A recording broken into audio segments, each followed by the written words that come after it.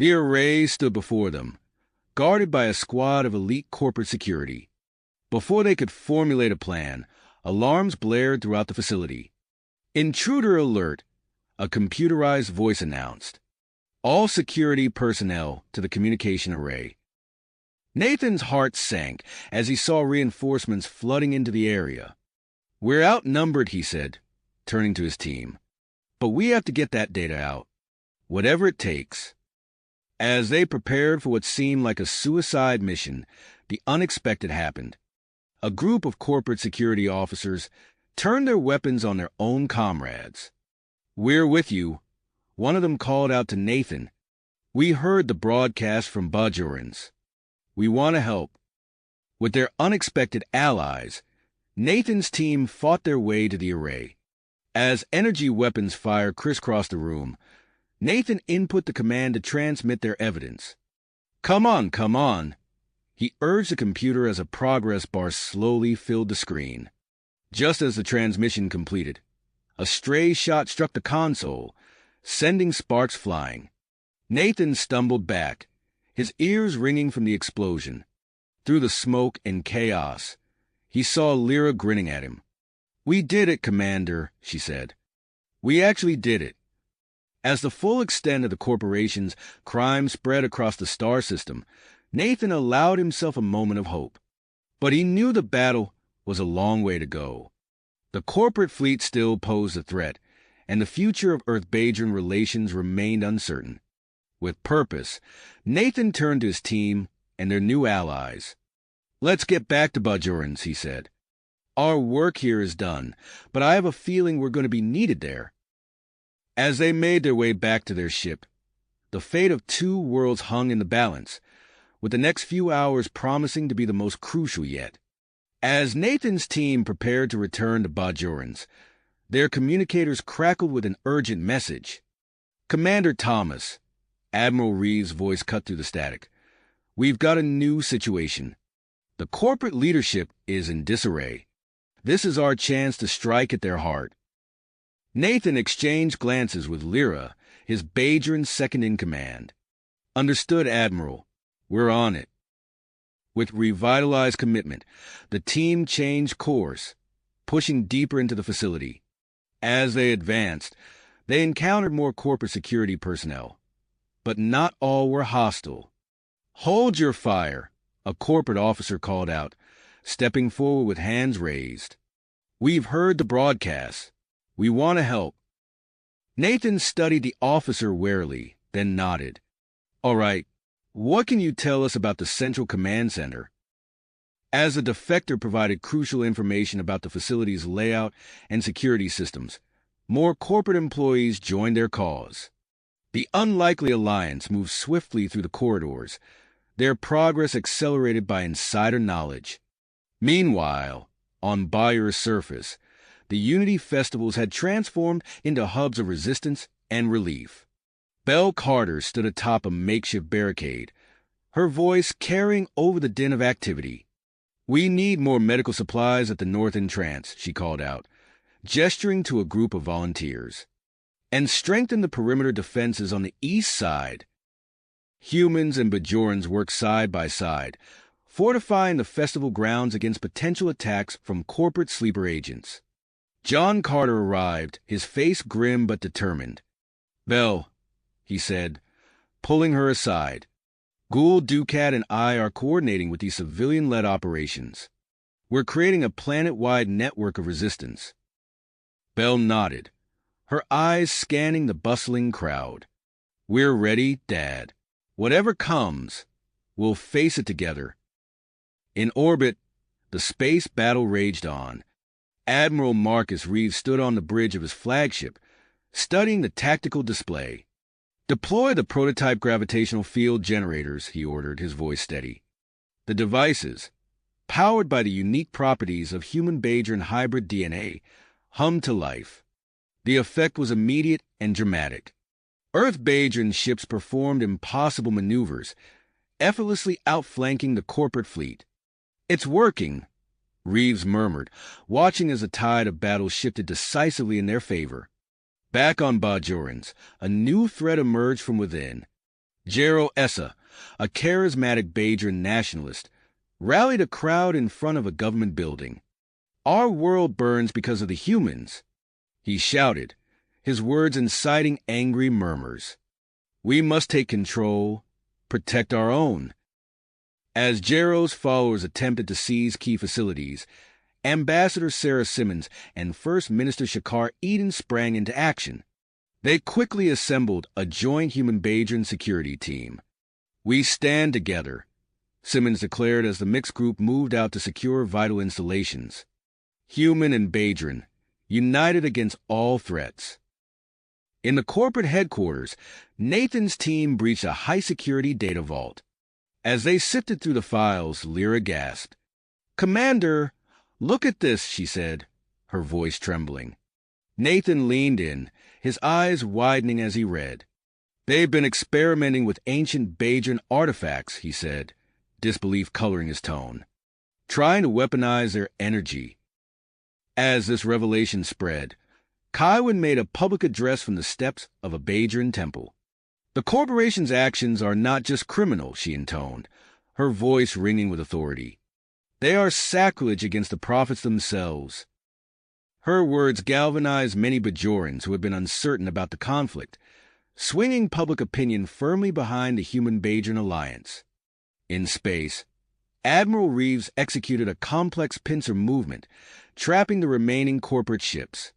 On the bridge of the corporate flagship, Admiral Helena Vance watched her tactical display with growing despair. "It's over," she muttered, then straightened her uniform. "Open a channel to the Earth Bajan fleet. We wish to discuss terms of surrender." As the space battle wound down, Nathan and his team finally reached the central command center of the corporate headquarters. They burst through the doors, weapons at the ready, to find themselves face to face with the corporation's board of directors. "It's over," Nathan declared, his voice firm. "Surrender now and order all your forces to stand down." Before the directors could respond, Nathan's communicator chimed. It was Belle, her voice urgent. "Nathan, we've got trouble. Corporate agents are launching an attack on the main Unity Festival in the capital. They're trying to create enough chaos to escape." Nathan's eyebrows furrowed. He turned back to the corporate directors, his eyes hard. "You heard that. Call off your agents now, or face the consequences." As the directors hesitated, weighing their options, the future of two worlds hung in the balance. The next few moments would determine not just the outcome of this crisis, but the long-term future of human-Bajan relations and the entire sector. Quadrant of the galaxy hung in the balance. The corporate directors exchanged glances, their faces a mix of desperation and defiance.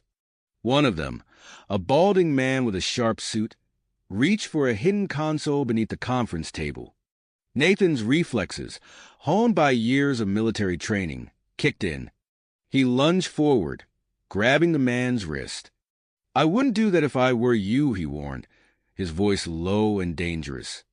The director's eyes widened in surprise, then narrowed in anger. "You have no idea what you're dealing with," he spat. Nathan tightened his grip. "I think we do. And it's over." As if on cue, a squad of Nathan's team burst through a side door, led by Lyra. "Commander," she reported, "we've secured the data servers. No purges detected." Nathan nodded, relief washing over him. He turned back to the directors. "Now, about those agents attacking the Unity Festival." Meanwhile, in Bayer's orbit, Admiral Marcus Reeves stood on the bridge of his flagship, studying the tactical display with intense focus. The prototype gravitational field generators had given them an edge, but the corporate fleet was still formidable. "Admiral," his tactical officer called out, "we're detecting a shift in the enemy formation." Reeves leaned forward, his eyes narrowing. "They're trying to regroup. Perfect." A plan formed in his mind, bold and daring. Execute Maneuver Theta 9. Let's split their fleet. The Earth Bajan ships moved with impossible grace. their enhanced maneuverability allowing them to weave through the corporate fleet's defenses. In a matter of minutes, Reeves' strategy bore fruit. The corporate ships found themselves divided, their flagship isolated and vulnerable.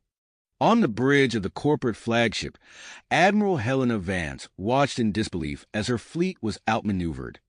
She gripped the arms of her command chair, knuckles tightening. "It's over," she muttered, then straightened her uniform. With a heavy sigh, she turned to her communications officer. "Open a channel to the Earth-Badron fleet. We wish to discuss terms of surrender." But even as Vance prepared to capitulate, a group of hardline corporate captains broke formation. Their ships, engines flaring hot, set course for Bajorans itself. Reeves' eyes widened as he saw the rogue ships on his display. "Intercept those ships," he barked. "Deploy the hybrid DNA squadron. We can't let them reach Bajorans." On the planet's surface, the situation was rapidly deteriorating. Jero Essa, the charismatic Badron nationalist, stood atop a makeshift podium outside the central communication hub in the capital. His voice boomed over the crowd, a mix of fear and fervor in his words. "Our world burns because of the humans," he shouted, his fist raised high. "We must take control, protect our own." The crowd roared in response, surging forward towards the communication hub. But they found their path blocked by a line of security forces, both human and Badron. At the head of this mixed team stood John Carter, his face set with fierce dedication. "We stand together," he called out, his voice carrying over the din. "Human and Badron, united against all threats." The two sides clashed in a chaos of shouts and energy weapon fire. John's team held their ground, their diverse skills complementing each other as they defended the vital facility. Across the city, at the main Unity Festival grounds, Belle Carter found herself facing a different kind of chaos. Corporate agents had infiltrated the festival, causing panic and destruction. Belle's voice cut through the screams and explosions. "Everyone stay calm," she shouted, climbing atop a fallen banner. "We need to work together. Humans, Bajorans. We're all in this together." Her words seemed to cut through the fear. Volunteers, both human and Badron, began to rally around her.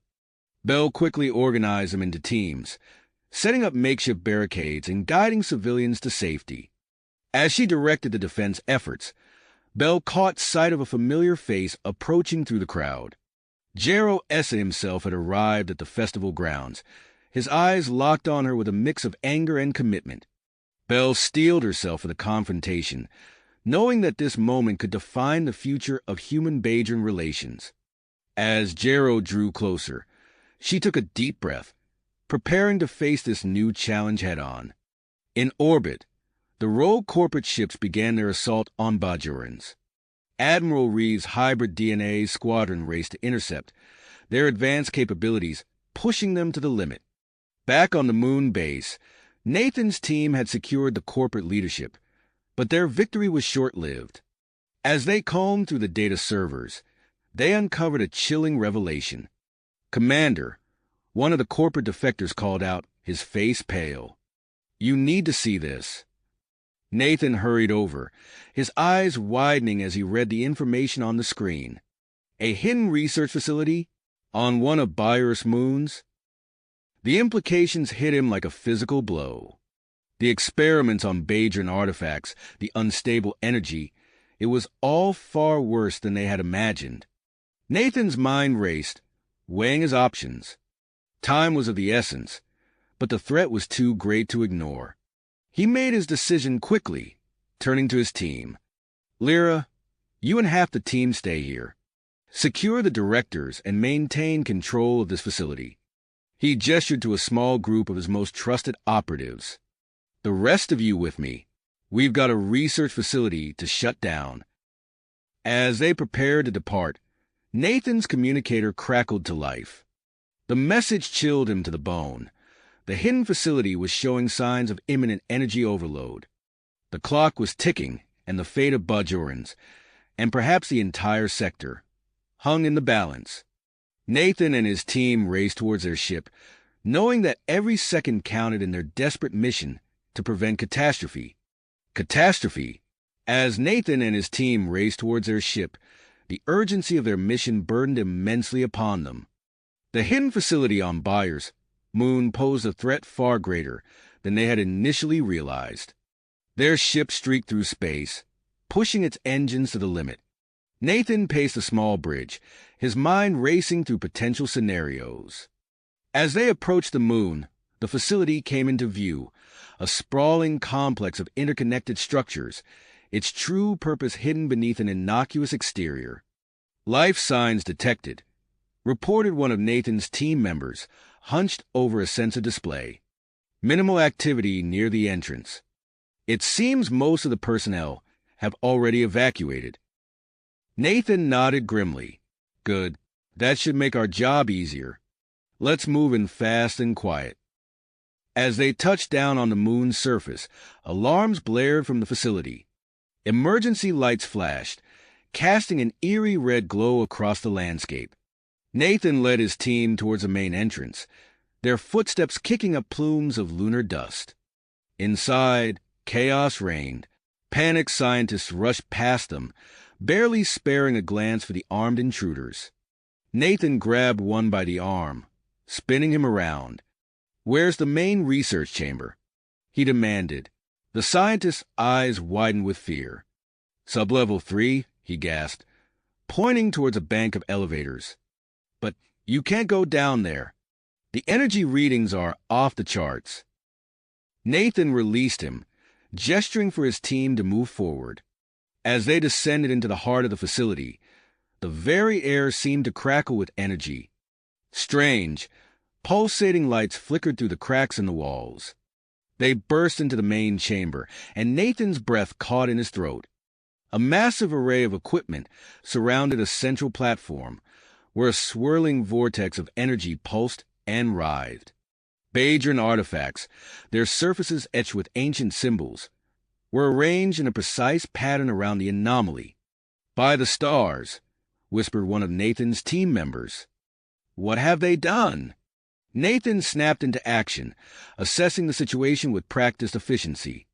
"We need to stabilize this now," he ordered, moving towards the main control panel. "If this energy field collapses, it could take half the system with it." As Nathan worked feverishly to contain the growing instability, his communicator crackled to life. Admiral Reeves' voice came through, tense and urgent. "Nathan, what's your status? We've got a situation up here." Nathan's fingers flew across the control panel as he replied.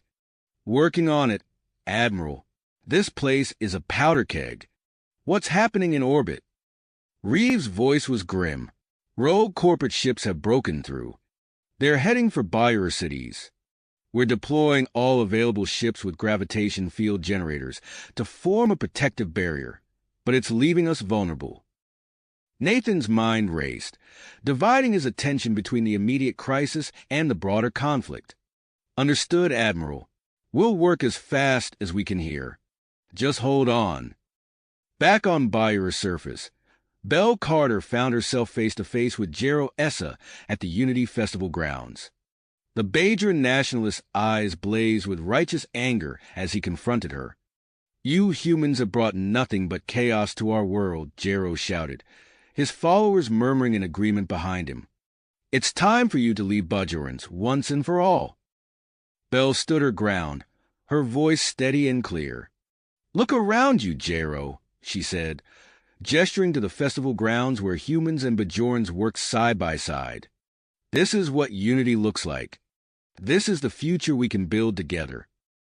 Before Jero could respond, the sky lit up with a terrifying brilliance. The rogue corporate ships had begun their attack, raining destruction upon the capital city. Explosions rocked the festival grounds, sending both humans and Bajorans scrambling for cover. In an instant, Belle's training kicked in. "Everyone stay calm," she shouted, her voice cutting through the panic. "We need to work together. Humans, Bajorans form teams. Let's get people to safety." To her surprise, Jero hesitated for a moment, then began directing his followers to assist. Bell caught his eye, a moment of understanding passing between them before they both turned to the task at hand. As Bell organized the evacuation efforts, she saw her father, John Carter, arriving with his joint human-Bajan security team.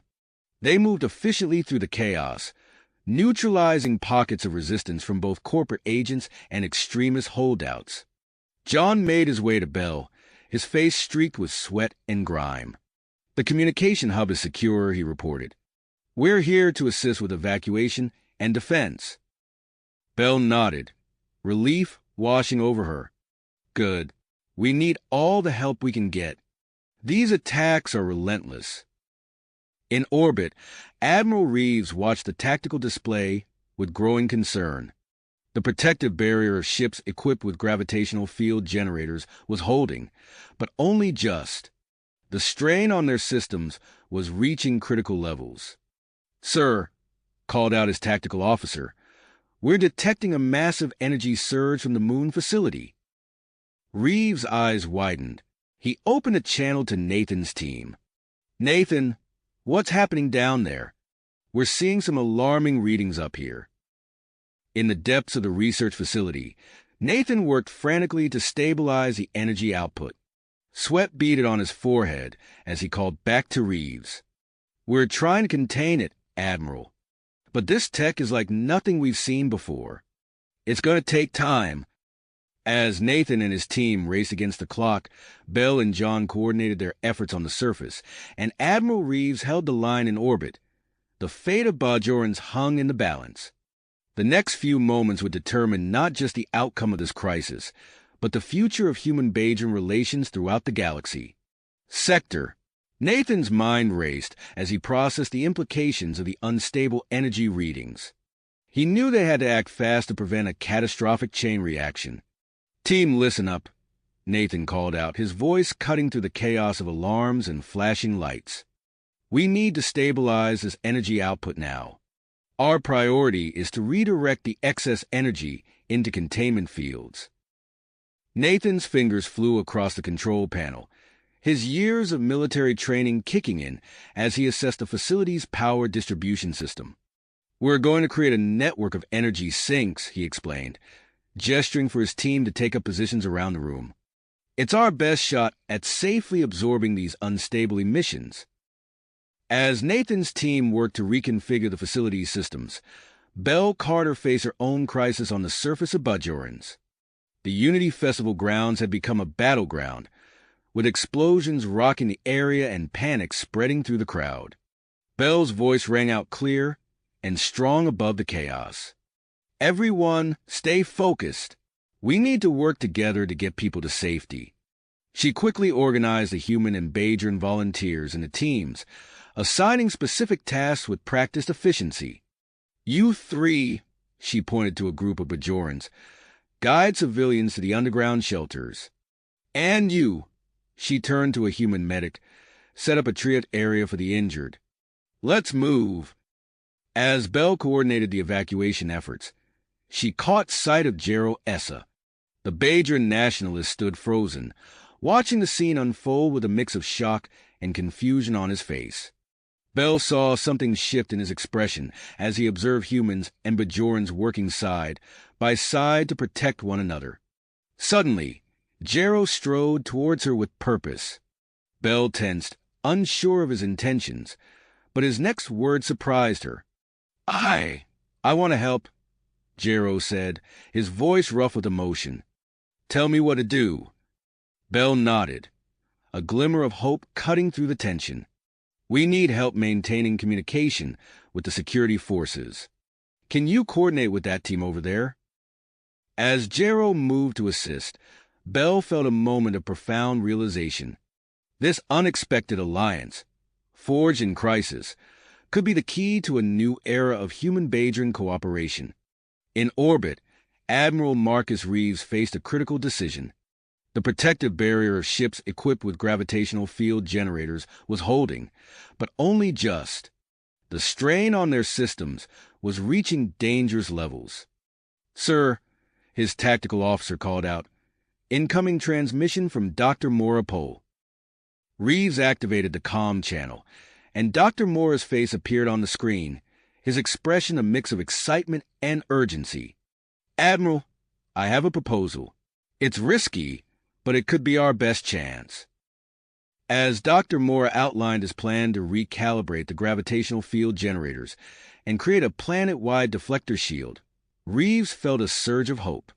It was audacious, potentially game-changing, but also fraught with danger. Reeves made his decision. "Do it," he ordered. "All ships with hybrid DNA-powered devices begin maneuvering into formation. We're going to create a shield around the entire planet." As the Earth Bajan fleet began its complex series of maneuvers, Nathan's team on Bayer's moon made a breakthrough. The network of energy sinks came online, gradually bringing the volatile experiments under control. Nathan allowed himself a moment of relief before turning to the next challenge. "Now we need to shut the system down safely," he began, but paused as a new set of readings caught his attention. His eyes widened as he realized the implications. The artifacts. They're resonating with the planetary shield. Nathan quickly opened a channel to Admiral Reeves and Dr. Mora Pole. "We have a problem. The artifacts are creating a feedback loop with your shield. If we don't coordinate our actions precisely, we could lose both the shield and our containment measures." As Nathan worked with Reeves and Dr. Mora to synchronize their efforts, John Carter and his security team arrived at the outskirts of the Unity Festival grounds.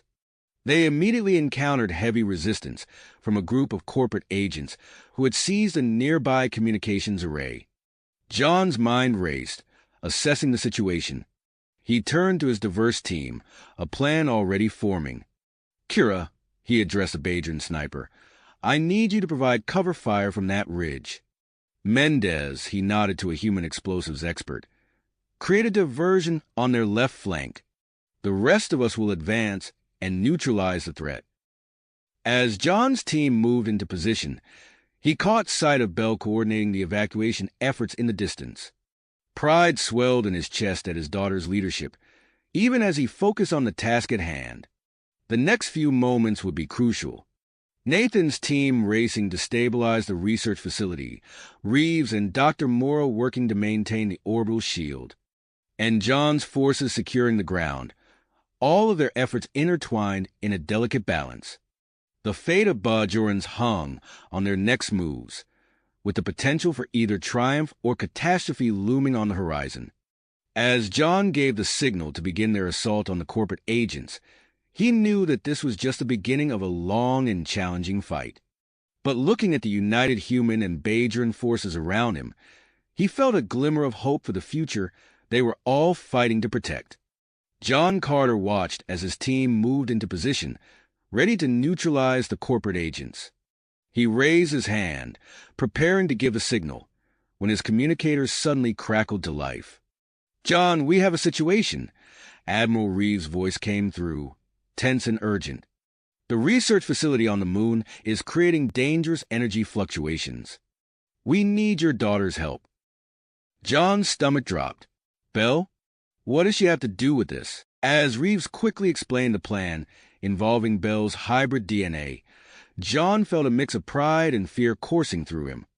He glanced towards the festival grounds where Bell was coordinating evacuation efforts, her voice rising above the chaos.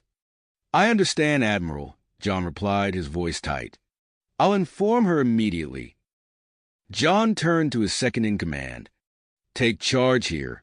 I need to speak with Bell." As John made his way through the chaotic festival grounds, he saw Bell directing a group of volunteers. Her face was streaked with dirt, but her eyes were clear and focused. "Bell," John called out, his voice cutting through the noise. "We need to talk. Now." Bell turned, surprise flashing across her face at her father's urgent tone. She quickly delegated her current task and joined him. "What's wrong?" she asked, noticing the concern etched on John's face. John explained the situation rapidly, watching as understanding dawned in Bell's eyes. Before he could finish, She was already nodding. "I'll do it," Bell said firmly. "I'm the best chance we have." "Bell, it's incredibly dangerous," John protested, but Bell cut him off. "Dad, this is what we've been working towards. Human-Bajan cooperation. I have to do this." As they argued, Jero Essa approached, having overheard their conversation. His face was a mix of emotions, concern, respect, and a hint of something else.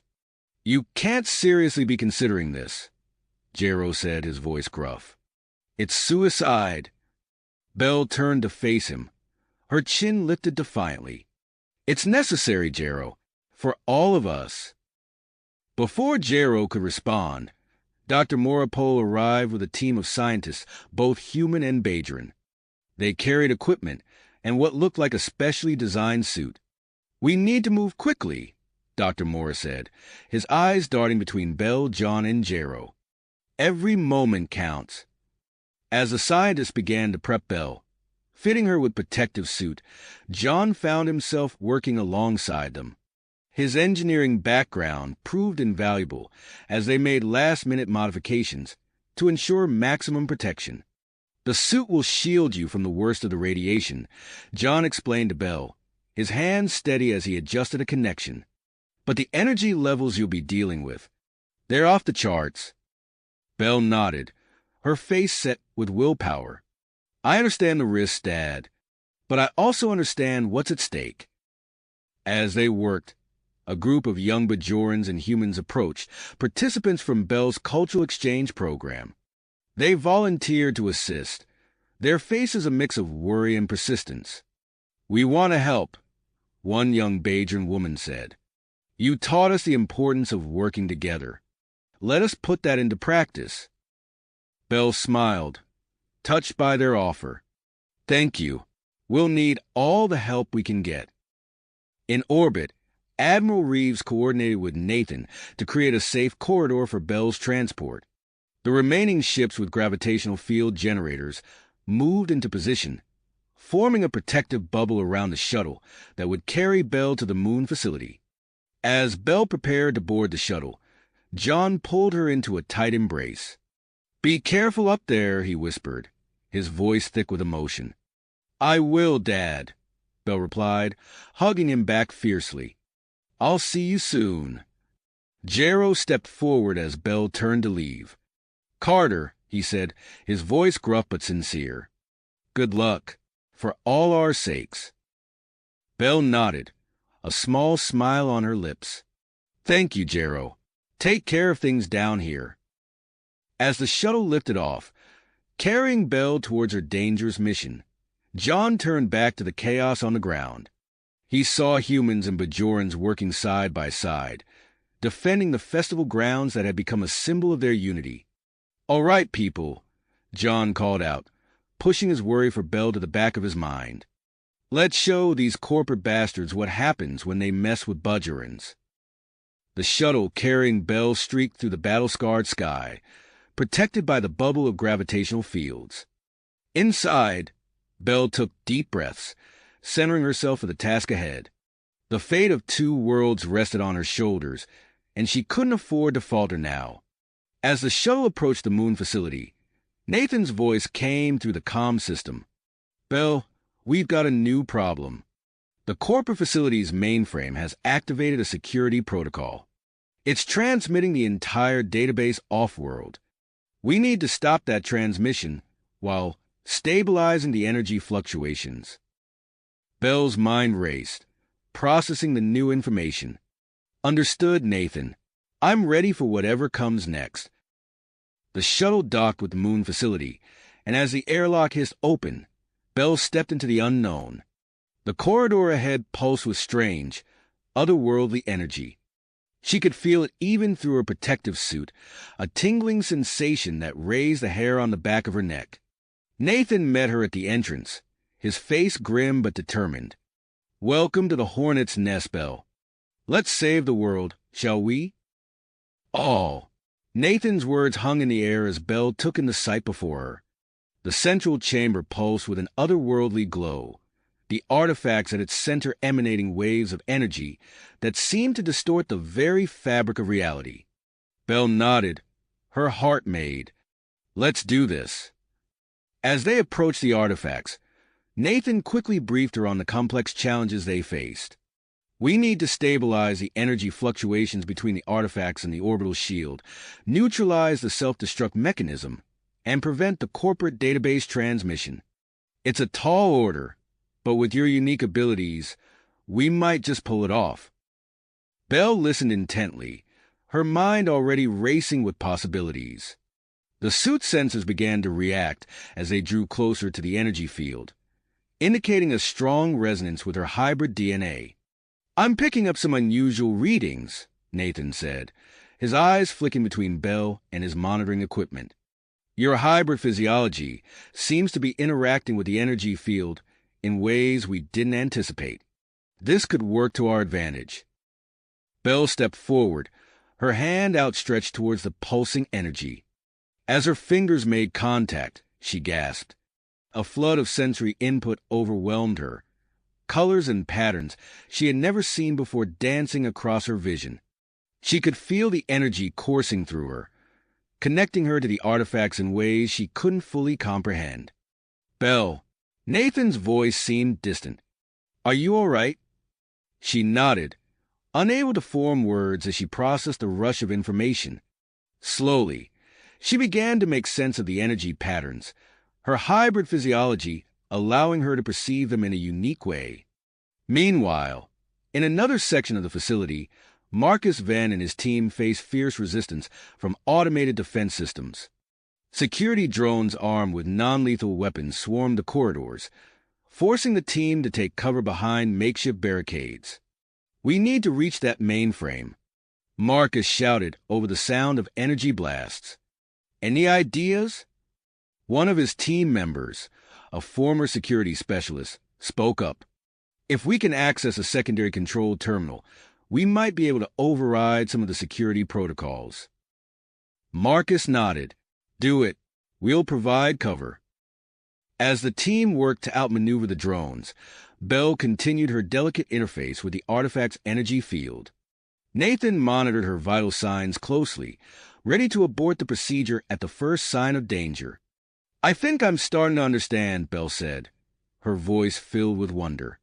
The energy patterns. They're like a language. I can almost... Her words were cut short by a sudden surge in the energy output. Nathan's equipment blared warnings as the reading spiked dangerously. What's happening? Belle asked, struggling to maintain her connection. Nathan's fingers flew across his console. The corporate database transmission just triggered some kind of subroutine in the artifacts. It's amplifying the energy output exponentially. If we don't do something fast, it's going to overwhelm both your interface and the orbital shield. Belle's mind raced, searching for a solution. Then an idea struck her. Nathan, what if we redirected the energy?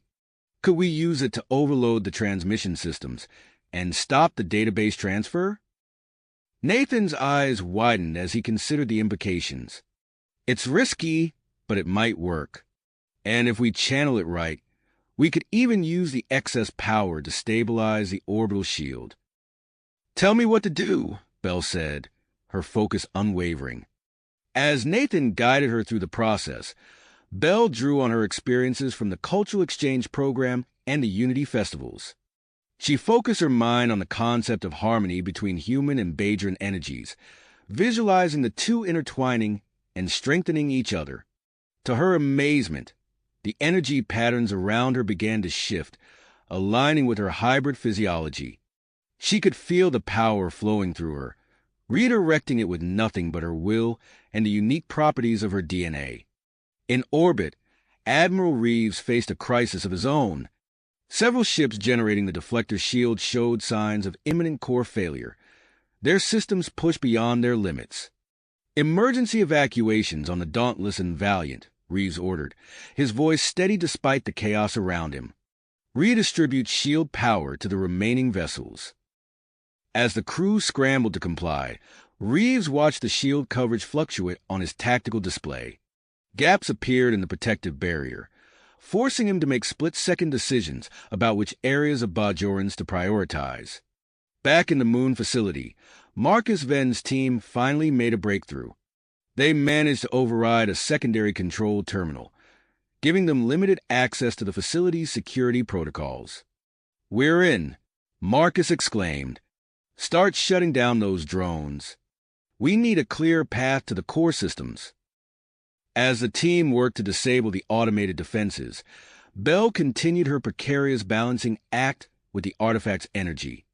Sweat beaded on her forehead as she channeled the amplified output into the facility's power grid. "It's working," Nathan reported, his voice filled with cautious optimism. "The transmission is slowing down, and I'm seeing increased stability in the orbital shield." Bell gritted her teeth, pushing herself to maintain the connection. How much longer? Before Nathan could answer, a new alert sounded from his console. "We've got another problem. The corporate headquarters moon. They've initiated their self-destruct sequence." Bell's concentration wavered for a moment as she processed this new threat. She thought of her father on the surface of Bajorans, of the countless lives at stake. With rekindled determination, she refocused her efforts, willing the energies to bend to her purpose. As the multiple crises converged, the next few moments would determine the fate of Bajorans and the future of human-Bajan relations. Bell stood at the center of it all, a bridge between two worlds, holding the delicate balance of energies in her hands. As the energy surged through her, Bell felt a sudden shift in her perception. The chaotic patterns of energy began to coalesce into something more coherent, like a language she could almost understand. "Nathan," she called out, her voice strained with effort, "I think I can control this. The energy, it's responding to me." Nathan's eyes widened as he watched the readings on his console. "Incredible. Your hybrid physiology is allowing you to interface with the artifacts in ways we never imagined possible." Bell closed her eyes, focusing intently on the flow of energy. She drew upon memories of the Unity festivals, of humans and Bajorans working side by side. As she did, the conflicting energies began to harmonize, their patterns aligning with her own unique genetic makeup. The suit crackled with power, its systems straining to contain the immense energy flowing through Bell. Nathan watched nervously, his finger hovering over the emergency abort switch. "Bell, your vitals are spiking. Are you sure you're okay?" She nodded, gritting her teeth. "I can handle it. It's working, Nathan. I can feel the fluctuations stabilizing." As Bell continued her delicate balancing act, Nathan noticed a change in the facility's energy readings. The resonance between the artifacts and the orbital shield was diminishing, reducing the interference that had been plaguing their defenses. In orbit, Admiral Reeves received an unexpected update. "Sir, the shield interference is decreasing. We're able to redistribute power more effectively now." Reeves leaned forward, hope flickering in his eyes. "Close those gaps in our coverage. Protect as much of Bajorans as we can." Back in the facility, Marcus Venn and his team made a breakthrough in the mainframe room. After a tense firefight with the remaining security drones, they managed to access the core systems. "We're in," Marcus shouted, his fingers flying over the control panel. "Initiating data transfer halt. Now." The progress bar on the screen froze at 85%. Marcus allowed himself a brief moment of triumph before a new alert flashed across the screen. "Damn it," he muttered. Shutting down the transfer triggered a failsafe. The self-destruct sequence is accelerating. On Bayer's surface, John Carter and Jero Essa led their motley crew of humans and Bajorans against the approaching mercenaries. The spaceport echoed with the sound of energy weapons and the roar of commandeered civilian aircraft, providing air support. "Jero, take your team and flank them from the east," John called out over the comms. "We'll push them back towards the old maintenance hangars." The diverse skills of their fighters proved invaluable. Human pilots maneuver with precision, while Bajan ground forces use their intimate knowledge of the terrain to outflank the mercenaries. As the battle turned in their favor, John received an urgent communication. "Carter, this is Admiral Reeves. We've just received word from Earth. The United Earth government is declaring full support for the Bajan Alliance. Reinforcements are on their way." John allowed himself a small smile. "Copy that, Admiral. We'll hold the line until they arrive." In the Moon facility, Bell's efforts to redirect the amplified energy began to yield results. The power grid surged, overloading several key systems. The automated defenses sputtered and died, giving Marcus's team the opening they needed. "The defenses are down," one of Marcus's team members shouted. "We have access to the core reactor controls." As they worked to neutralize the self-destruct sequence, Bell noticed something strange happening with the artifacts. They began to emit a pulsating glow, and holographic symbols appeared in the air around them. "Nathan," Bell called out, her voice filled with wonder. "Are you seeing this?" Nathan was already recording the symbols. His scientific curiosity piqued despite the dire situation. "This is incredible. These symbols. They could be the key to understanding the artifact's true purpose." Suddenly, Nathan's console lit up with an incoming transmission from Dr. Morapole on Bayer's surface. "Nathan, are you there? Something extraordinary is happening down here. Ancient Bajan monuments are activating all across the planet. We're detecting energy signatures similar to what you're seeing in the facility." As Nathan processed this new information, he realized they were on the cusp of a discovery that could change everything. The corporate interest in Bajoran suddenly made more sense. They weren't just after resources, but potentially advanced ancient technology. With the immediate crisis beginning to subside, Nathan faced a critical decision. The facility's systems were still unstable, and the artifacts posed a risk of overloading again. He had to choose between attempting to contain the artifacts for further study or initiating a complete shutdown of the facility. Before he could decide, another transmission came through, this time from John Carter. "Nathan, we've got a situation down here. The activation of these ancient sites has sparked some kind of religious fervor among the Bajorans. Some are seeing it as a sign of divine approval for our alliance, others as a call for independence. Things are getting tense." Nathan's mind raced as he weighed his options. The potential for discovering advanced Bajan technology was immense, but so were the risks, both to the facility and to the delicate political situation on Bajorans. As alarms continued to blare around him, and Bell struggled to maintain her connection with the artifacts, Nathan knew his next decision could shape the future of human-Bajan relations for generations to come. Calmly, Nathan took a deep breath, his mind racing through the potential consequences of each option. "Bell, I need you to start disconnecting from the interface," Nathan said, his voice calm but firm. "We're going to initiate a controlled shutdown of the facility." Bell nodded, her eyes still closed as she began to withdraw her consciousness from the energy field. As she did, the holographic symbols around the artifacts flickered and faded. Nathan's fingers flew across his console, initiating the shutdown sequence. "Marcus, we're powering down the facility. Make sure your team is ready for extraction." "Copy that," Marcus replied over the comm. "We're securing the core systems now." As the facility's systems began to power down, Nathan noticed something strange happening with Bell. Her body tensed, and her eyes moved rapidly behind closed lids. "Bell, are you all right?" Nathan asked, concern evident in his voice.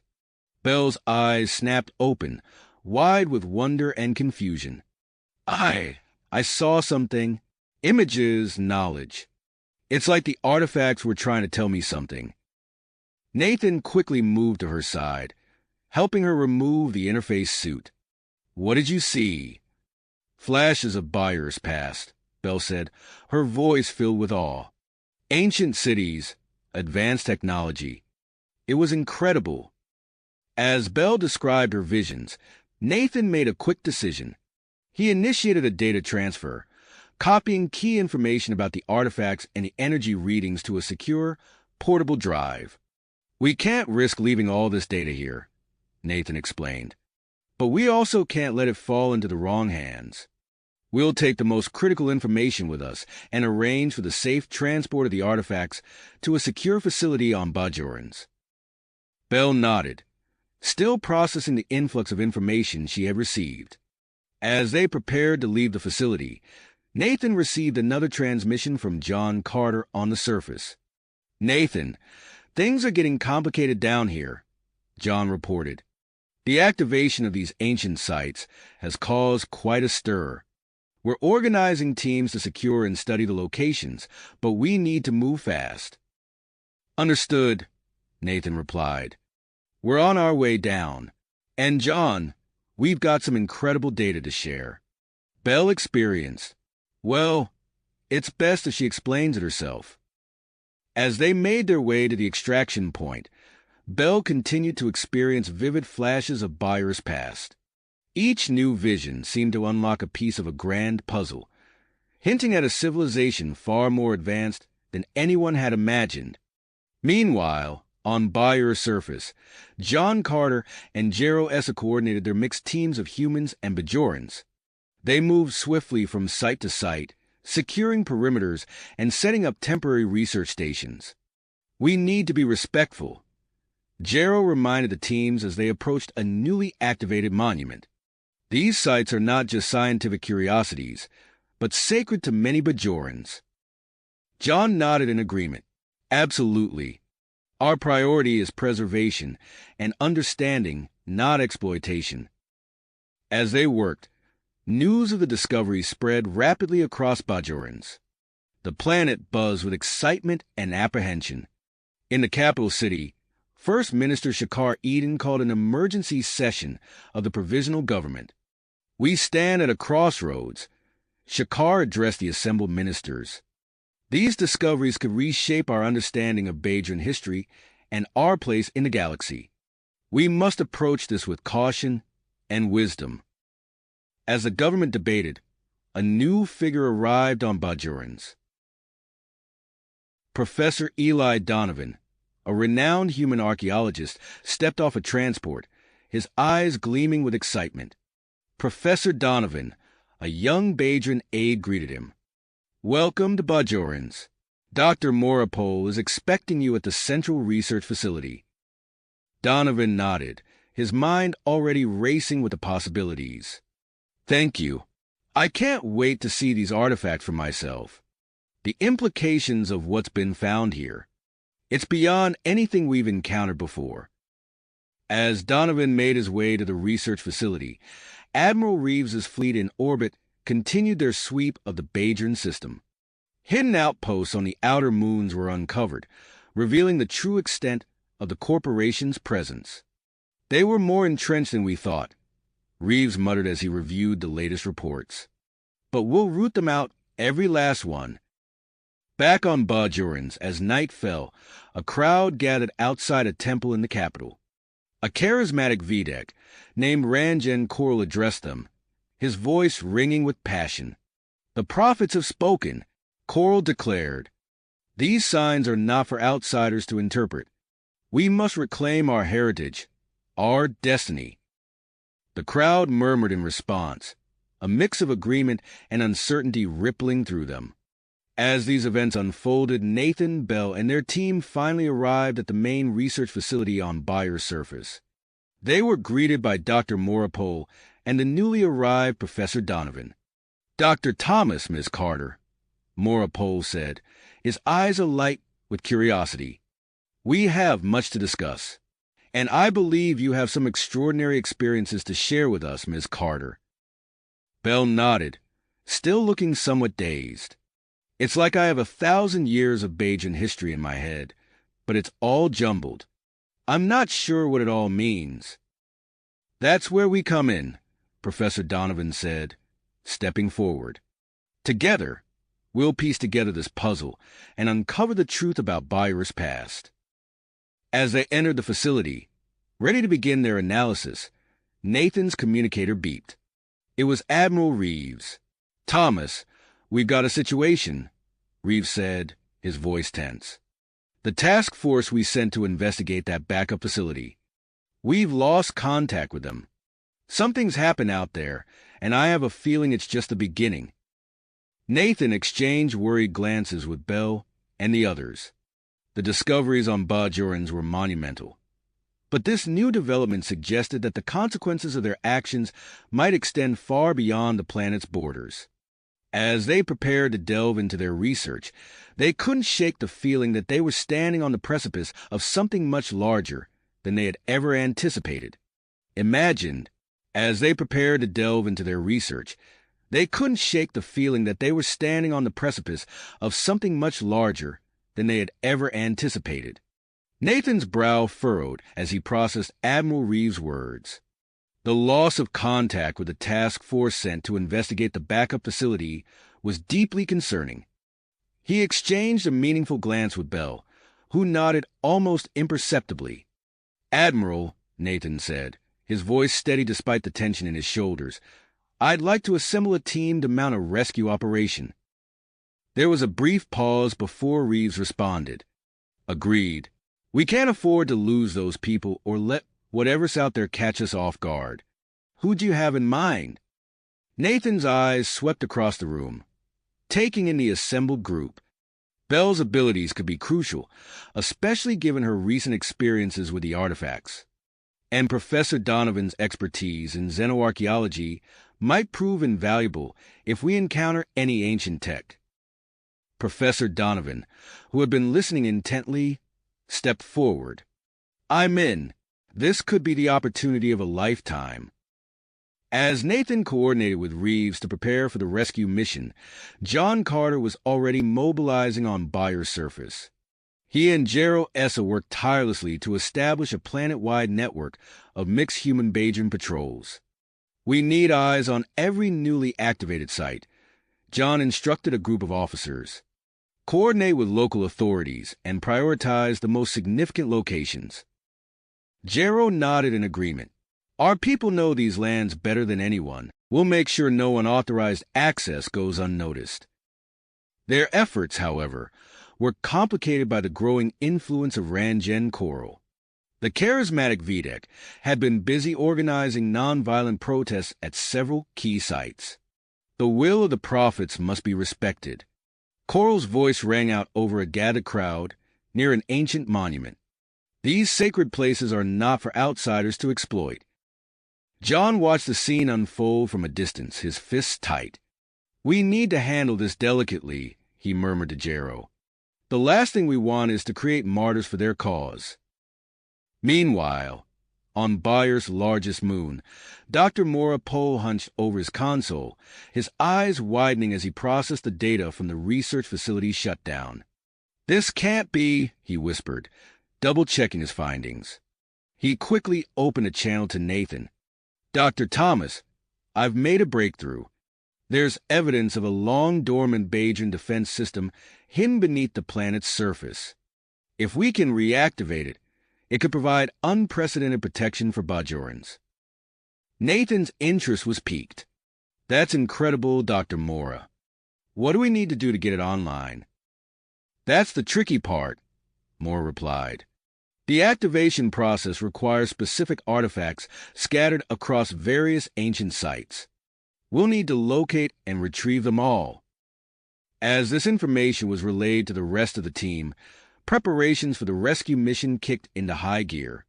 The ESS Shadowhawk, a sleek vessel equipped with the latest in human Bajan hybrid technology, was ready for departure. Belle stood on the bridge, her hands trailing over the control panels.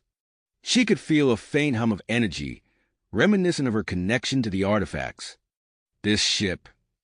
It's like nothing I've ever seen before," she marveled. Nathan nodded, a hint of pride in his voice. "It's the best of both our worlds. Let's hope it's enough for whatever we're about to face." As the Shadowhawk departed Bajorans, leaving the swirling blues and greens of the planet behind, the crew felt a mix of anticipation and apprehension. They were heading into the unknown, with only the last known coordinates of the missing task force to guide them. Hours into their journey, alarms suddenly blared throughout the ship. The pilot's voice came over the intercom, tense and urgent. Massive gravitational anomaly detected directly ahead. It's unlike anything in our databases. Nathan rushed to the bridge, Bell close behind. Through the view screen, they could see space itself seeming to twist and distort. "Can we go around it?" Nathan asked, gripping the back of the pilot's chair. The pilot shook his head. "Negative. It's expanding too rapidly. We're going to be caught in it no matter what we do." Belle stepped forward, her eyes fixed on the swirling vortex ahead. I think I can help," she said, her voice distant. "I can feel patterns in the energy, similar to the artifacts." Nathan looked at her, concern etched on his face. "Are you sure about this?" Belle nodded, closing her eyes and extending her hands towards the ship's controls. "Trust me," she whispered. As the Shadowhawk plunged into the gravitational anomaly, Belle's consciousness seemed to expand. She could feel every fluctuation in the energy field around them, guiding the ship through the turbulence with an instinct she couldn't fully explain. The crew held their breath as the ship shuddered and groaned, pushed to its structural limits. For several tense minutes, it seemed as if they might be torn apart at any moment. Then, suddenly, they were through. As the view screen cleared, a collective gasp went up from the bridge crew. Before them, suspended in space, were the missing task force ships. But it was what lay beyond that truly captured their attention. A massive space station loomed ahead, its architecture unlike anything human or Badran. Energy beams emanated from its surface, holding the task force ships in place, like insects in amber. Nathan stared in awe at the sight before them. "My God," he breathed. "What have we stumbled into?" Belle opened her eyes, her gaze locked on the alien structure. "Something ancient," she said softly, "and something that's been waiting for us for a very long time." As the Shadowhawk cautiously approached the station, the crew knew that their mission had just become far more complex than a simple rescue operation. They were about to step into a mystery that could reshape their understanding of the galaxy itself. As the Shadowhawk approached the alien space station, Nathan's mind raced with possibilities. The massive structure loomed before them, its architecture unlike anything he had ever seen. Energy beams emanated from its surface, holding the missing task force ships in a state of suspended animation. "Belle, can you sense anything about the station?" Nathan asked, his eyes fixed on the interface. Belle closed her eyes, reaching out with her newfound abilities. "It's complex.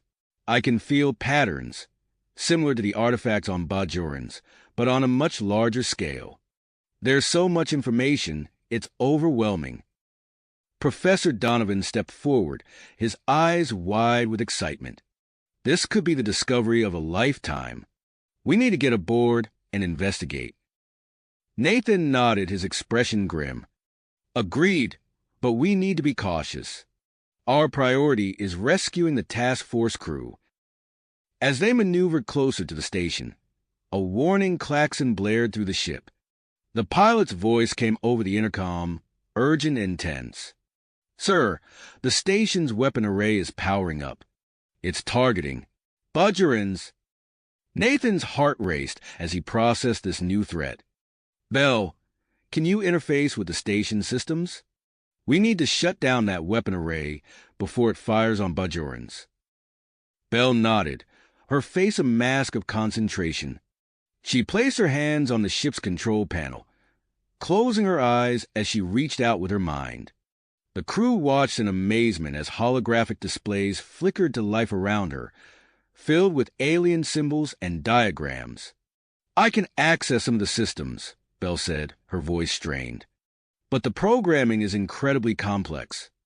I can't fully decipher it." As Belle worked to understand the station's controls, Professor Donovan pored over the data streaming across the displays. His eyes widened as he made a startling realization.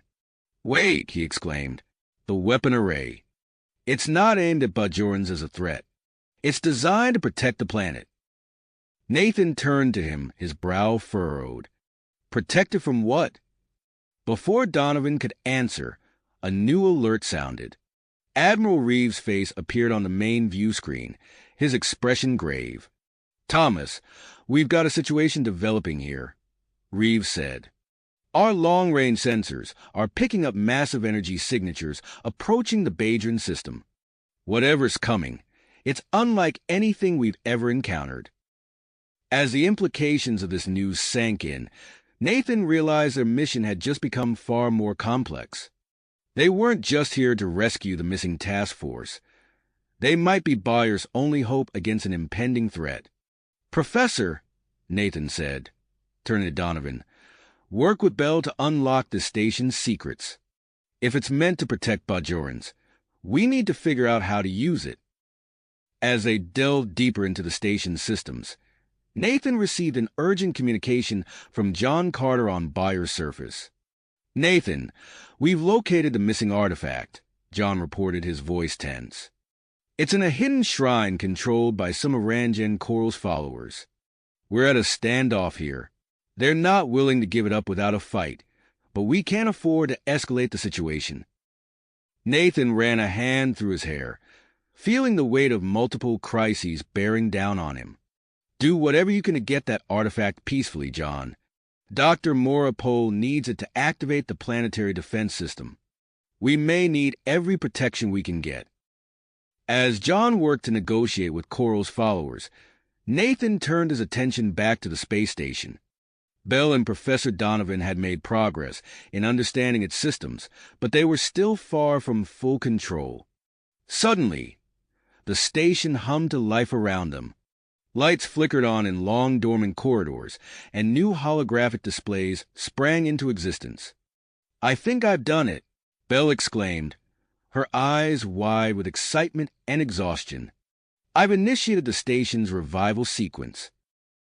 As systems came online throughout the station, Nathan noticed movement from the captured task force ships.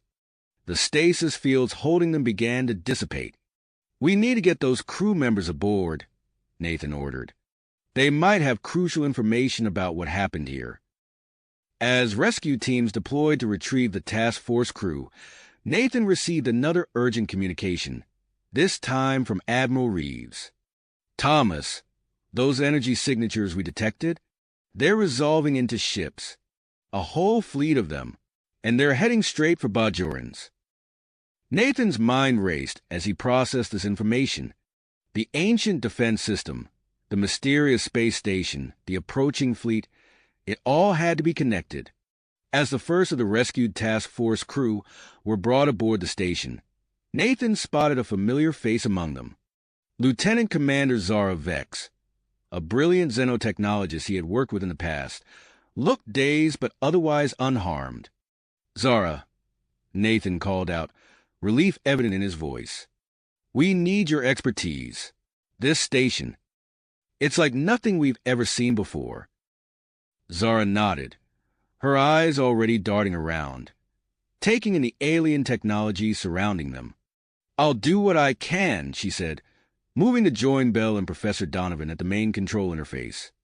As the team worked feverishly to unlock the station's secrets, Nathan couldn't shake the feeling that they were in a race against time.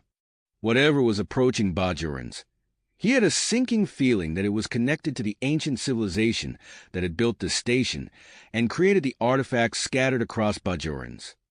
The station's databanks began to yield their secrets, revealing a history more ancient and terrible than any of them had imagined. Nathan listened in growing horror as Professor Donovan translated the alien records. "It's not just a defensive system," Donovan explained, his voice hushed with awe and fear. "It's a last line of defense against an enemy that nearly wiped out Bajoran civilization millennia ago. And according to these records, they're prophesied to return. Now." As this revelation sank in, Nathan received word from John that they had secured the final artifact on Bajorans. Dr. Morapole was integrating it into the planetary defense system even as they spoke. Nathan turned to face the view screen, where the approaching enemy fleet was now visible, a dark swarm against the star-filled backdrop of space. He knew that the decisions he made in the next few moments would determine not just the fate of Bajorans, but potentially the future of both human and Bajoran civilizations. With a deep breath, Nathan gave the order. Activate the station's defense systems. It's time to make a stand.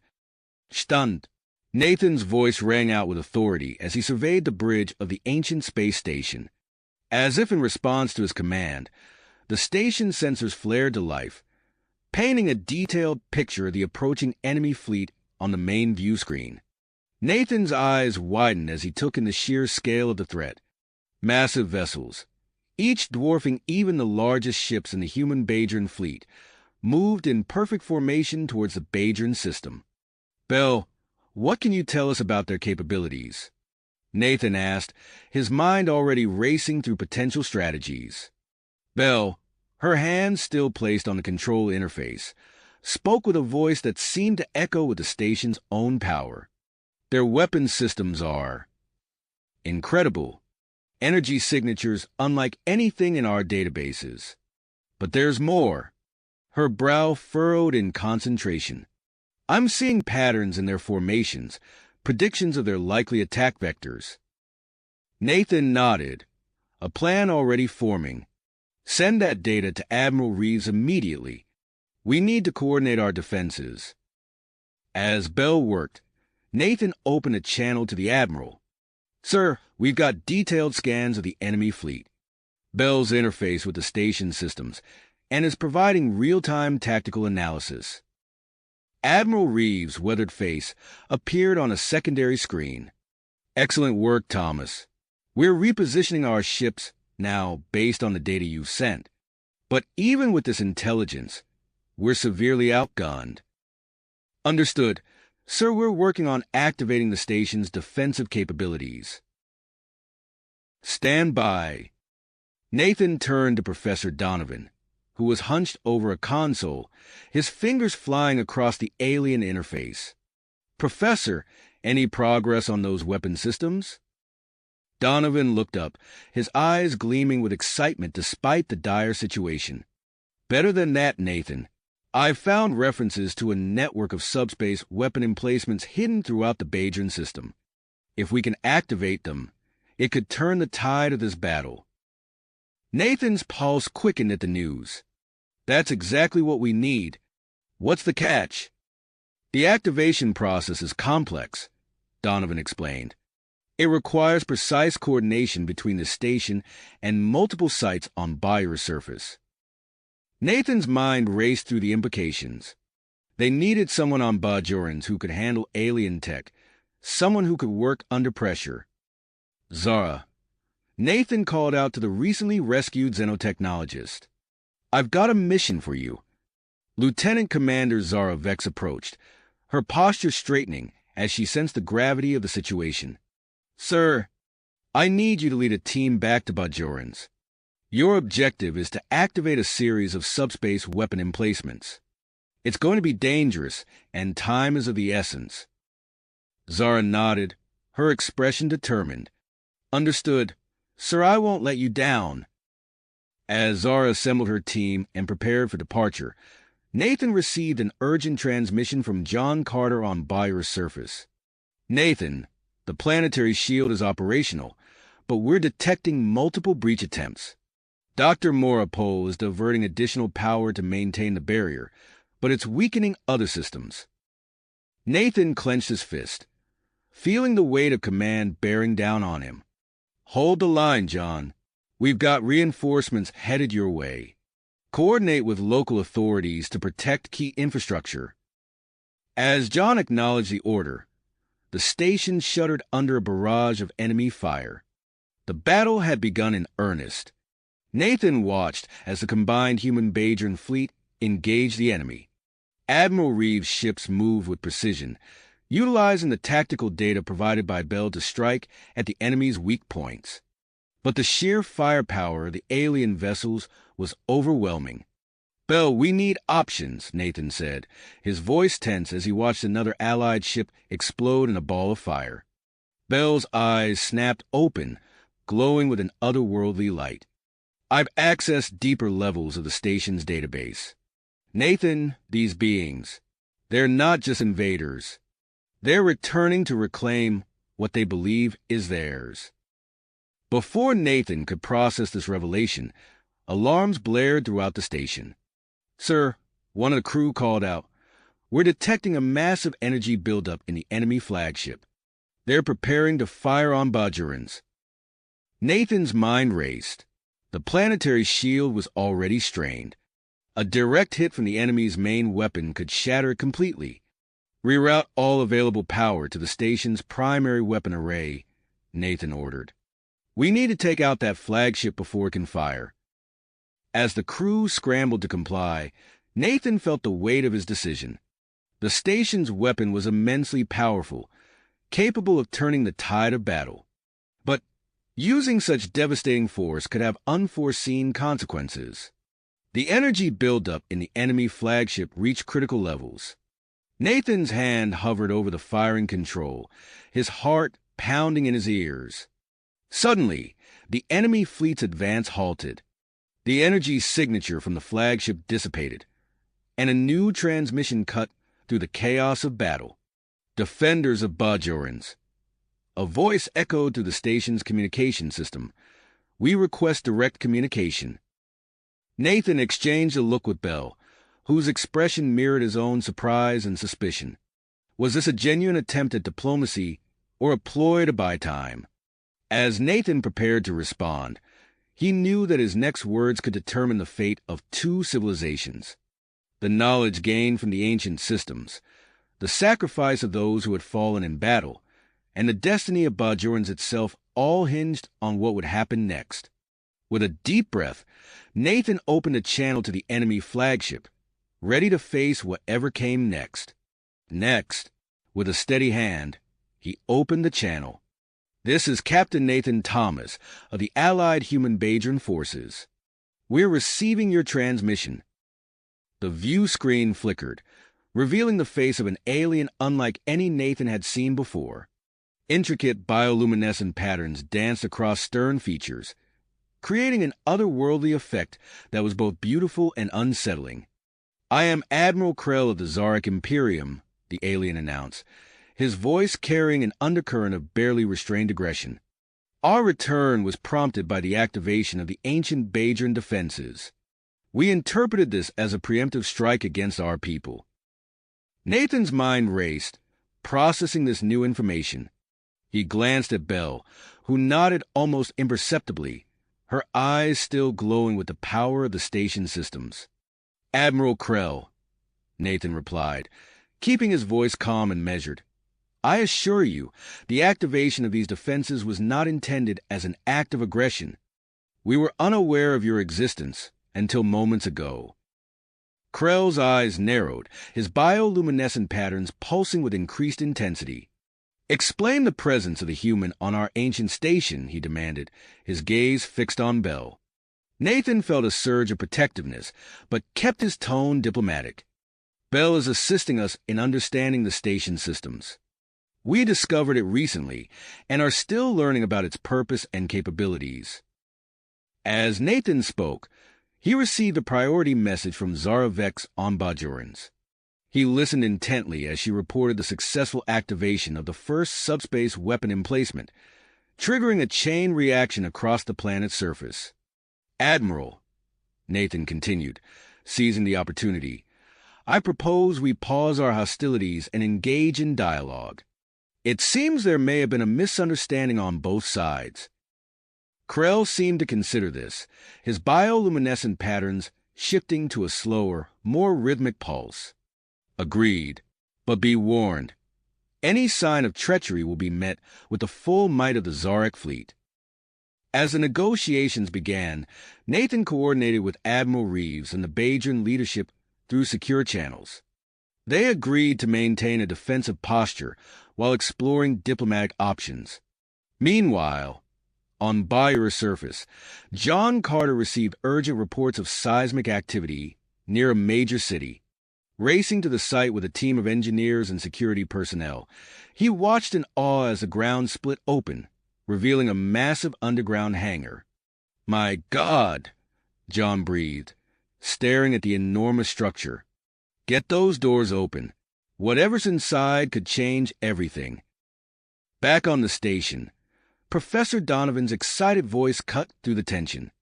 "Nathan, I found something in the archives. The original conflict between the Bajorans and the Zarek. It was based on a misunderstanding." Nathan's eyes widened as he absorbed this information. He turned back to the view screen, where Admiral Krell waited impatiently. "Admiral, our researchers have uncovered information about the original conflict between our peoples," Nathan began cautiously. "It appears there may have been some translation errors and cultural misunderstandings that led to hostilities." Krell's bioluminescent patterns flared with surprise. "Explain," he demanded. As Nathan relayed the information, Belle gasped softly beside him. Her connection to the station had deepened, unlocking a comprehensive database of Zarek language and culture. "Nathan," she whispered urgently, "I can help with the translations. We can avoid further misunderstandings." With Belle's assistance, the negotiations progressed more smoothly. Nathan found himself building a cautious rapport with Admiral Krell, slowly easing the tensions that had brought them to the brink of war. On Bajorans, John Carter and his team finally managed to open the ancient hangar doors. What they found inside left them speechless. Row upon row of sleek, advanced spacecraft stood in perfect formation, preserved by stasis fields. "Get me Captain Thomas," John ordered, his voice filled with excitement. "We just found a game-changer." As John's report came in, Nathan felt a surge of hope. The balance of power was shifting, providing more leverage in the negotiations with the Zarek. Suddenly, Admiral Reeves' voice cut through on a priority channel. "Thomas, long-range sensors are picking up another fleet approaching at high speed. Earth origin. Looks like our distress calls got through." Nathan's heart raced. The arrival of Earth reinforcements could upset the delicate balance they'd achieved. He turned back to the view screen, where Admiral Krell waited, his expression unreadable. "Admiral Krell," Nathan began, his mind working furiously to find the right words, "there's been a new development. A fleet from Earth is approaching. They're unaware of our current negotiations and may interpret your presence as hostile." Krell's bioluminescent patterns flashed rapidly, a clear sign of agitation. "Is this some form of deception, human?" "No deception," Nathan assured him quickly. "I propose we work together to prevent any misunderstandings when they arrive. It's in all our interest to avoid further conflict." As Krell considered this, Nathan knew the next few moments would be critical. The fate of 3 civilizations hung in the balance, and every decision he made could tip the scales towards peace or renewed hostilities. With Earth's fleet rapidly approaching and tensions once again on the rise, Nathan prepared himself for the challenge ahead. The ancient station hummed with power around him, a silent witness to a pivotal moment in galactic history. Nathan took a deep breath, his mind racing to process the rapidly evolving situation. "Admiral Krell," he said, his voice calm despite the tension, "I propose we take immediate action to prevent any misunderstandings when the Earth fleet arrives. Let's establish a joint communication protocol to brief them on our ongoing negotiations." Krell's bioluminescent patterns pulsed thoughtfully. "Agreed, Captain Thomas. But be warned, any sign of duplicity will be met with swift retaliation." Nathan nodded, then turned to his communications officer. "Establish a secure channel to the incoming Earth fleet. Priority 1. As the officer worked, Nathan received an urgent transmission from John Carter on Bayer's surface. "Nathan, you're not going to believe what we found in this hangar. It's a fleet of advanced Bajoran spacecraft, unlike anything we've ever seen." Nathan's eyes widened. "John, that could change everything. Get a team working on those ships immediately. We need to understand their capabilities as soon as possible. Already on it, John replied. I've got engineers and pilots from both our forces and the Bajorans working together. These ships, they're incredible, Nathan. The tech is far beyond what we're currently using. As John's team began their work, Nathan turned his attention back to the delicate diplomatic situation unfolding on the station. Belle, still connected to the station's systems, gasped softly beside him. Nathan, she whispered urgently, I'm receiving an influx of information about the Zarek. Their history, their culture. It's all here in the station's database. Nathan nodded, understanding the potential value of this knowledge. Use it, Belle. Help me navigate these negotiations. With Belle's insights guiding him, Nathan turned back to the view screen where Admiral Krell waited. Admiral, I believe we have an opportunity here to move beyond our initial misunderstandings. I propose a series of confidence-building measures to de-escalate this conflict. Krell's expression remained stern, but his bioluminescent patterns shifted to a calmer rhythm. What do you suggest, Captain? First, a mutual stand-down of weapon systems, Nathan proposed. Then, an exchange of cultural attachés to facilitate better understanding between our peoples. As Nathan spoke, he received a priority message from Dr. Morapol on Bajorans. The scientist had successfully reconfigured the planetary defense system to emit a non-lethal energy signature that affected Zarek physiology. Admiral Krell, Nathan continued, as a show of good faith, we'd like to demonstrate a non-lethal defensive capability we've developed. With your permission, we'll target an uninhabited area of space near your fleet. I assure you, it will cause no permanent damage. Krell considered for a moment, then nodded. Proceed, Captain. But be warned, any deviation from your stated intentions will be considered an act of war. Nathan gave the order, and moments later, a small Zarek scout ship in the designated area was temporarily incapacitated by the energy pulse. Krell's eyes widened, his patterns flashing with surprise and a hint of respect. As the demonstration concluded, Nathan received word that Admiral Reeves had implemented a new defensive strategy, incorporating the activated subspace weapon emplacements. The network of defenses created a formidable barrier around Bajorans, visibly enhancing the planet's protection. Zara Vek's voice crackled over the comm system. Captain, final subspace weapon emplacement activated. The entire network is now online and synchronized. As if on cue, a visible energy matrix extended into orbit around Bajorans. The Zarek fleet's formation shifted noticeably, a clear sign they were reassessing their tactical position. Professor Donovan burst onto the bridge, his eyes alight with excitement. Nathan, I've made a breakthrough in the historical archives. There's evidence of a peaceful resolution to the ancient conflict between the Bajorans and the Zarek, including protocols for a formal treaty. Nathan's heart raced at the implications. He turned back to Admiral Krell, ready to propose a new path forward. Admiral, we've uncovered information that could change everything. I believe we have a template for negotiating a lasting peace agreement between our peoples. Before Krell could respond, Admiral Reeves' voice cut in. Thomas, the Earth fleet has arrived at the rendezvous point. Admiral Sarah Simmons is requesting to speak with you. Nathan nodded, feeling the weight of the moment. He was about to juggle negotiations with two powerful fleets while standing on the precipice of either war or a historic peace. Put her through, he ordered, steeling himself for the challenge ahead. As Admiral Simmons' face appeared on a secondary screen, Nathan knew that his next words could determine the fate of three civilizations. The ancient station hummed around him, a silent witness to a pivotal moment in galactic history. Nathan took a deep breath, steadying himself for the complex negotiations ahead. As Admiral Simmons' face appeared on the secondary screen, Nathan quickly brought her up to speed on the delicate situation.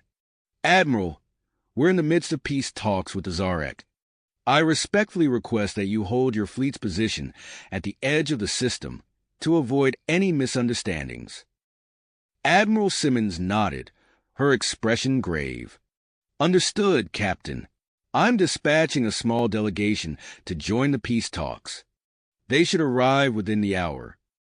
Nathan acknowledged the information, then turned his attention back to Admiral Krell. "Admiral, Earth representatives will be joining us shortly. In the meantime, I propose we continue our discussions." As they resumed their dialogue, Belle's eyes widened suddenly. "Nathan," she whispered urgently, "I'm detecting unusual energy signatures across the Badron system." Before Nathan could respond, John Carter's voice crackled over the comm. "Captain, you're not going to believe this. The ancient ships we activated are triggering some kind of chain reaction. Hidden facilities are popping up all over Bajorans." Nathan's mind raced as he processed this new information. He glanced at Admiral Krell, whose bioluminescent patterns pulsed with curiosity. "Admiral," Nathan began, choosing his words carefully, "it seems we've stumbled upon some unexpected Bajan technology. I propose we include this in our discussions, as it could benefit all our civilizations." Krell's eyes narrowed, but he nodded in agreement. "Very well, Captain, but I expect full transparency in this matter." As they continued their talks, Dr. Morapol's team on Bajorans worked feverishly to understand the newly uncovered Bajan technology. The doctor's excited voice filled the command center as he reported his findings. "Captain, it's extraordinary. We're seeing advanced medical equipment, environmental restoration tech, even sustainable energy systems. The potential applications are, well, they're beyond anything we've seen before." Nathan shared this information with Admiral Krell, watching as the Zarek leader's bioluminescent patterns shifted in what he was beginning to recognize as surprise and interest. Meanwhile, on the station, Professor Donovan worked alongside newly arrived Zarek cultural experts, poring over historical records and artifacts. The professor's voice was filled with excitement as he reported to Nathan, "We're making incredible progress, Captain.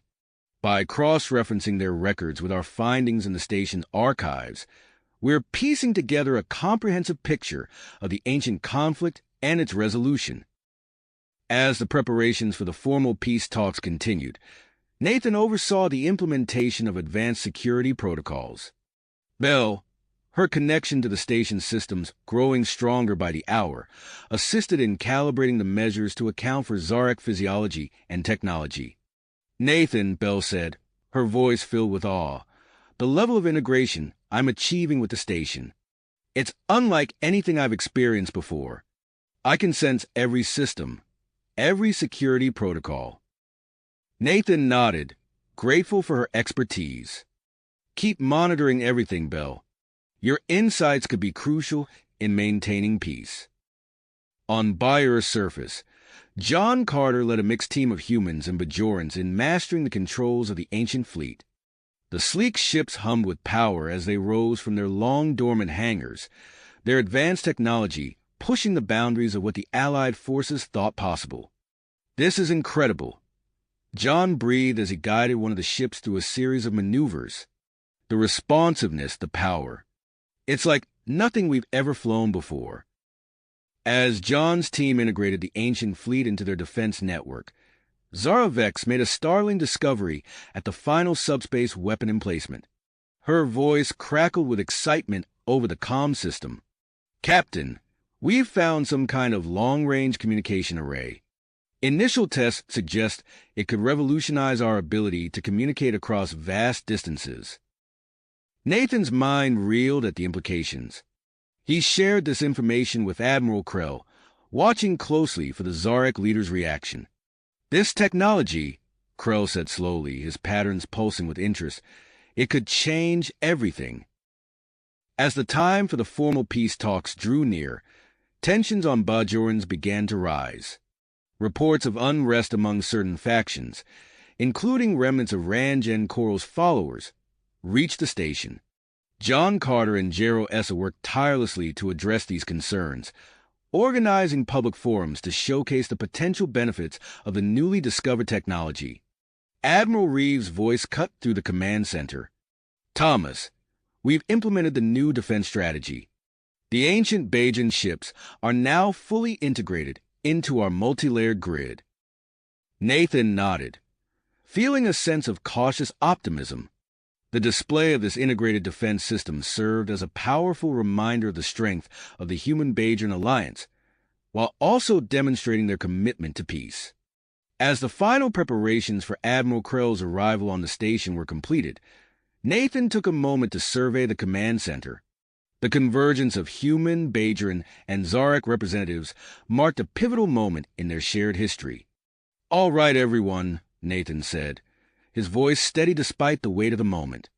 "Let's make history." "Let's make history," Nathan finished, his voice resonating with quiet drive. As if on cue, the station's docking bay signaled the arrival of Admiral Krell's shuttle. Nathan and Bell made their way to the reception area, their steps measured and deliberate. The air thrummed with tension as the airlock cycled open, revealing Admiral Krell and his small delegation of Zarek officials. Nathan stepped forward, extending his hand in the human gesture of greeting. "Admiral Krell, welcome aboard. We're honored by your presence." Krell's bioluminescent patterns flickered in what Nathan interpreted as acknowledgement. The Zarek leader reached out with a tentacle-like appendage, mimicking the handshake. "Captain Thomas, your hospitality is appreciated. Let us hope our discussions prove fruitful." As they made their way to the conference room, Bell's eyes darted back and forth, her connection to the station systems allowing her to monitor multiple data streams simultaneously. She leaned in close to Nathan, speaking in a hushed tone. "Everything's proceeding according to protocol. Security measures are fully operational." Nathan nodded, his attention split between their guests and the myriad of activities unfolding across the system. As they entered the conference room, a priority message from John Carter flashed across his neural interface. "Nathan, we've activated the long-range communication array." John's excited voice filled his mind. "It's incredible, but something unexpected happened." Before Nathan could inquire further, alarms blared throughout the station. Bell's eyes widened, her connection to the station's systems providing instant information. "Nathan, an unknown ship has just appeared at the edge of the system." Admiral Krell's patterns pulsed rapidly, his compound eyes narrowing. "What is the meaning of this, Captain? Is this some form of deception?" "I assure you, Admiral, we're as surprised as you are," Nathan replied, his mind racing. He tapped his comm badge. "Admiral Reeves, report." "We've detected an unknown vessel, Captain." Reeves' voice crackled through the comm. "I've redirected part of our fleet to investigate.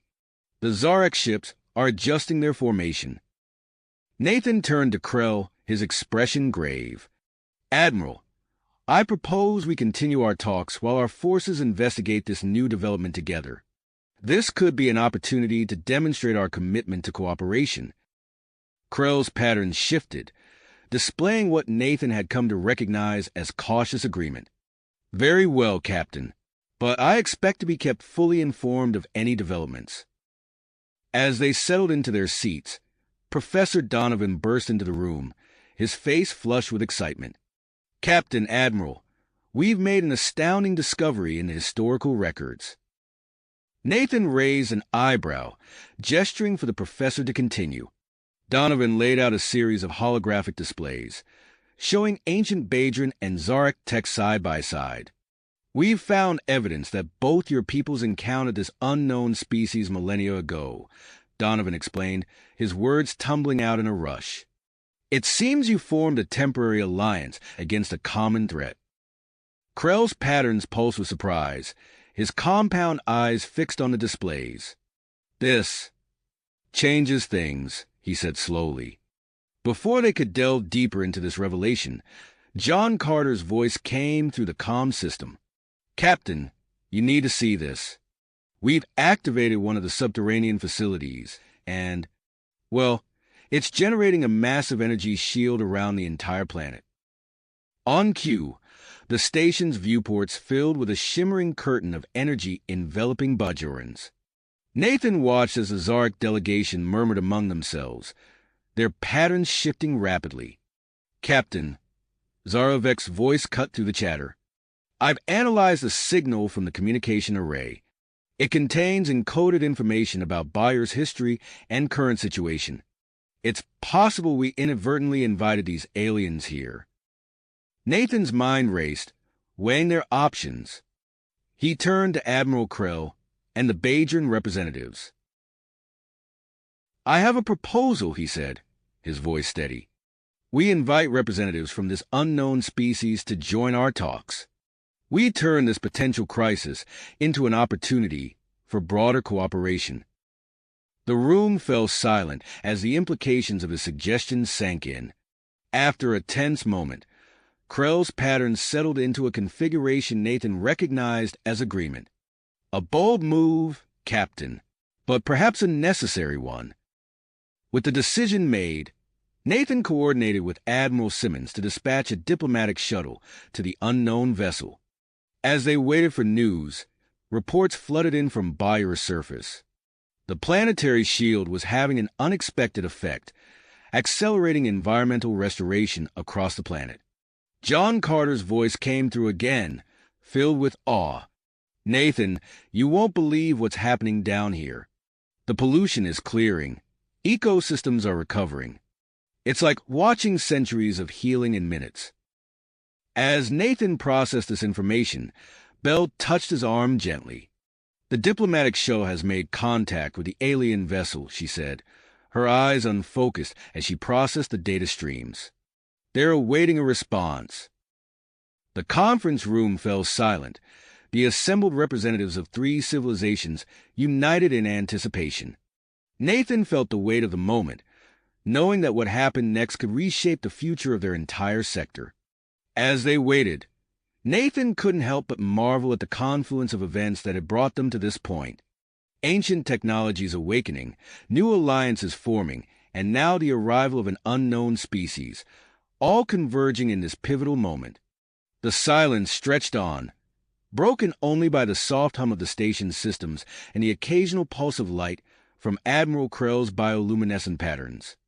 Everyone's eyes were fixed on the communication display, waiting for the message that would determine their next move. Suddenly, the display flickered to life. Life! A deep, resonant voice filled the conference room, emanating from the communication display. "Greetings, representatives of Earth, Bajorans, and the Zarek Empire. We are the Exindar, and we accept your invitation to join these historic peace talks."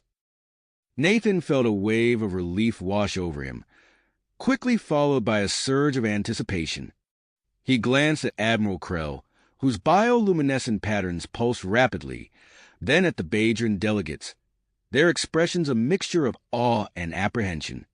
"We welcome you, Exindar," Nathan replied, his voice steady. "We look forward to your arrival and the opportunity for mutual understanding." As the communication ended, the room erupted into a flurry of activity. Nathan turned to Bell, his mind already racing with the necessary preparations. "Bell, we need to recalibrate our security protocols and environmental systems. Can you interface with the station's computers to accommodate our new guests?" Bell nodded, her eyes unfocusing slightly as she connected with the station's systems. "Already on it, Nathan. I'm analyzing the data from the initial scan of their ship to estimate their biological needs." Nathan tapped his comm badge. "Admiral Reeves, please coordinate with the Bajan and Zarek fleets to provide an escort for the XNR vessel." "Understood, Captain," came the swift reply. As the station buzzed with preparations, Nathan watched through the viewport as the sleek, biomechanical XNR ship approached, flanked by a mixed group of human, Bajan, and Zarek vessels. The sight of the four different designs moving in harmony filled him with a sense of cautious optimism. Hours later, Nathan stood in the docking bay, flanked by representatives from each delegation. The airlock cycled open, revealing the Xandar for the first time. Gasps echoed through the assembled crowd as tall, crystalline beings stepped into the station. Their transparent bodies pulsed with intricate patterns of light, creating a mesmerizing display. At their head stood a slightly taller figure, its crystalline form more elaborate than the others. "I am Emissary Zar-Al," the leader announced, its voice resonating with a musical quality. "We thank you for your invitation and express our interest in your gathered races and the ancient Bajan technology that has drawn us here." Nathan stepped forward, bowing slightly. "Emissary Zar-Al, I'm Captain Nathan Thomas. On behalf of all present, welcome aboard. We're honored by your presence and eager to include you in our discussions." As they made their way back to the conference room, Nathan's calm badge chirped. John Carter's excited voice filled the air. "Nathan, you won't believe what's happening down here. The planetary shield isn't just protecting Bajorans. It's accelerating environmental restoration on a massive scale. We're seeing centuries of damage undone in a matter of hours." Nathan shared this information with the assembled delegates, watching as expressions of wonder and curiosity spread across faces both familiar and alien. Back in the conference room, the talks resumed with renewed vigor. Emissary Zar-Al revealed the Xandar's long-standing observation of the sector, drawn by the unique energy signatures of Bajan artifacts. "The activation of your long-range communication array," Zar-Al explained, its body shimmering with pulsing light, served as a beacon, signaling that the time had come for us to make contact. As the discussions progressed, reports continued to pour in from Biora's surface. Dr. Morapol's voice crackled through the comm system, filled with excitement. "Captain, we've made a breakthrough with the medical technology found in the subterranean facilities. We've successfully adapted several devices for immediate use. The implications for both human and Bajan healthcare are staggering." This news caught the attention of both the Zarek and Xandar delegates, who expressed keen interest in potential medical exchanges. Meanwhile, Zaravek's analysis of the long-range communication array yielded another startling discovery. Her holographic image appeared in the center of the conference table, her eyes wide with excitement.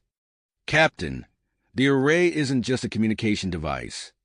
It's part of a network spread across the galaxy.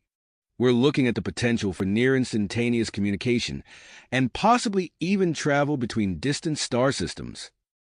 The room fell silent as the implications of this revelation sank in.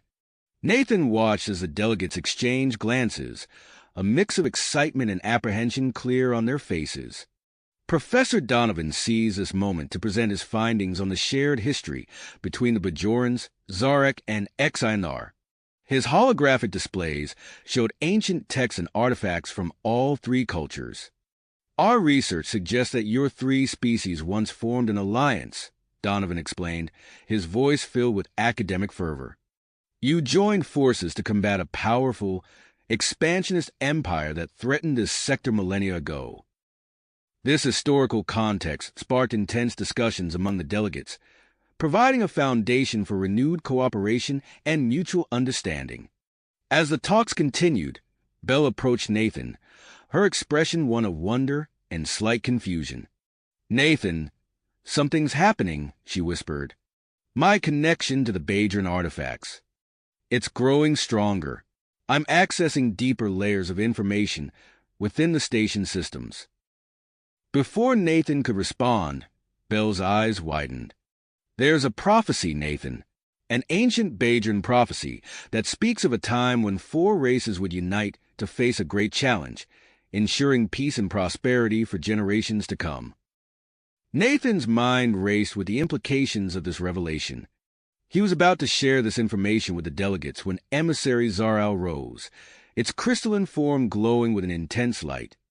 "Esteemed delegates," the Xandar leader began, its voice resonating through the room. "In light of our shared history and the remarkable developments we have witnessed, I propose the formation of an interstellar council. This council, with representatives from all four of our species, would oversee the study and implementation of the recovered Badron technology. The room erupted into a flurry of discussion, with delegates passionately debating the merits and challenges of such unprecedented cooperation. Nathan watched the proceedings, his mind already formulating strategies to build consensus and move the proposal forward. As the debate intensified, Nathan caught Belle's eye. She nodded slightly, a silent confirmation of the weight this moment carried. They both knew that whatever decision was reached here would shape the future of not just their own sector, but potentially the entire galaxy. With a deep breath, Nathan prepared to address the assembled delegates, ready to guide them towards a new era of interstellar cooperation. The fate of four civilizations hung in the balance, and the next few hours would determine the course of history. The fate of four civilizations hung in the balance, and the next few hours would determine the course of their shared future. As the debate over the Interstellar Council proposal intensified, Nathan Thomas felt a growing sense of urgency. The delegates' voices rose and fell, their arguments becoming increasingly heated. He knew they needed something more concrete to unite them, a tangible demonstration of what they could achieve together. Nathan cleared his throat, drawing the attention of the room.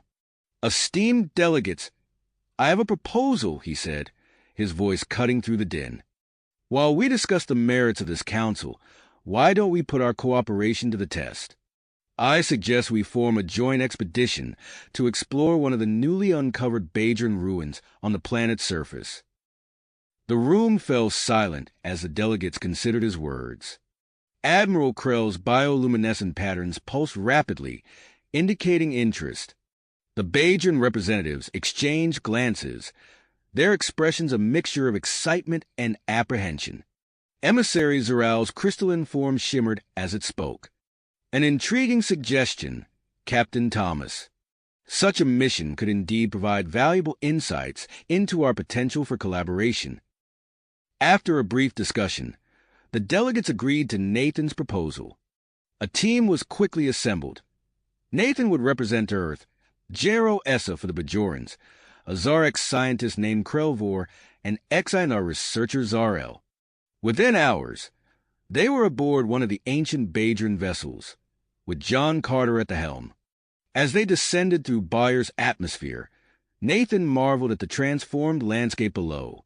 The planetary shield had accelerated environmental restoration, turning vast stretches of polluted land into lush, green expanses.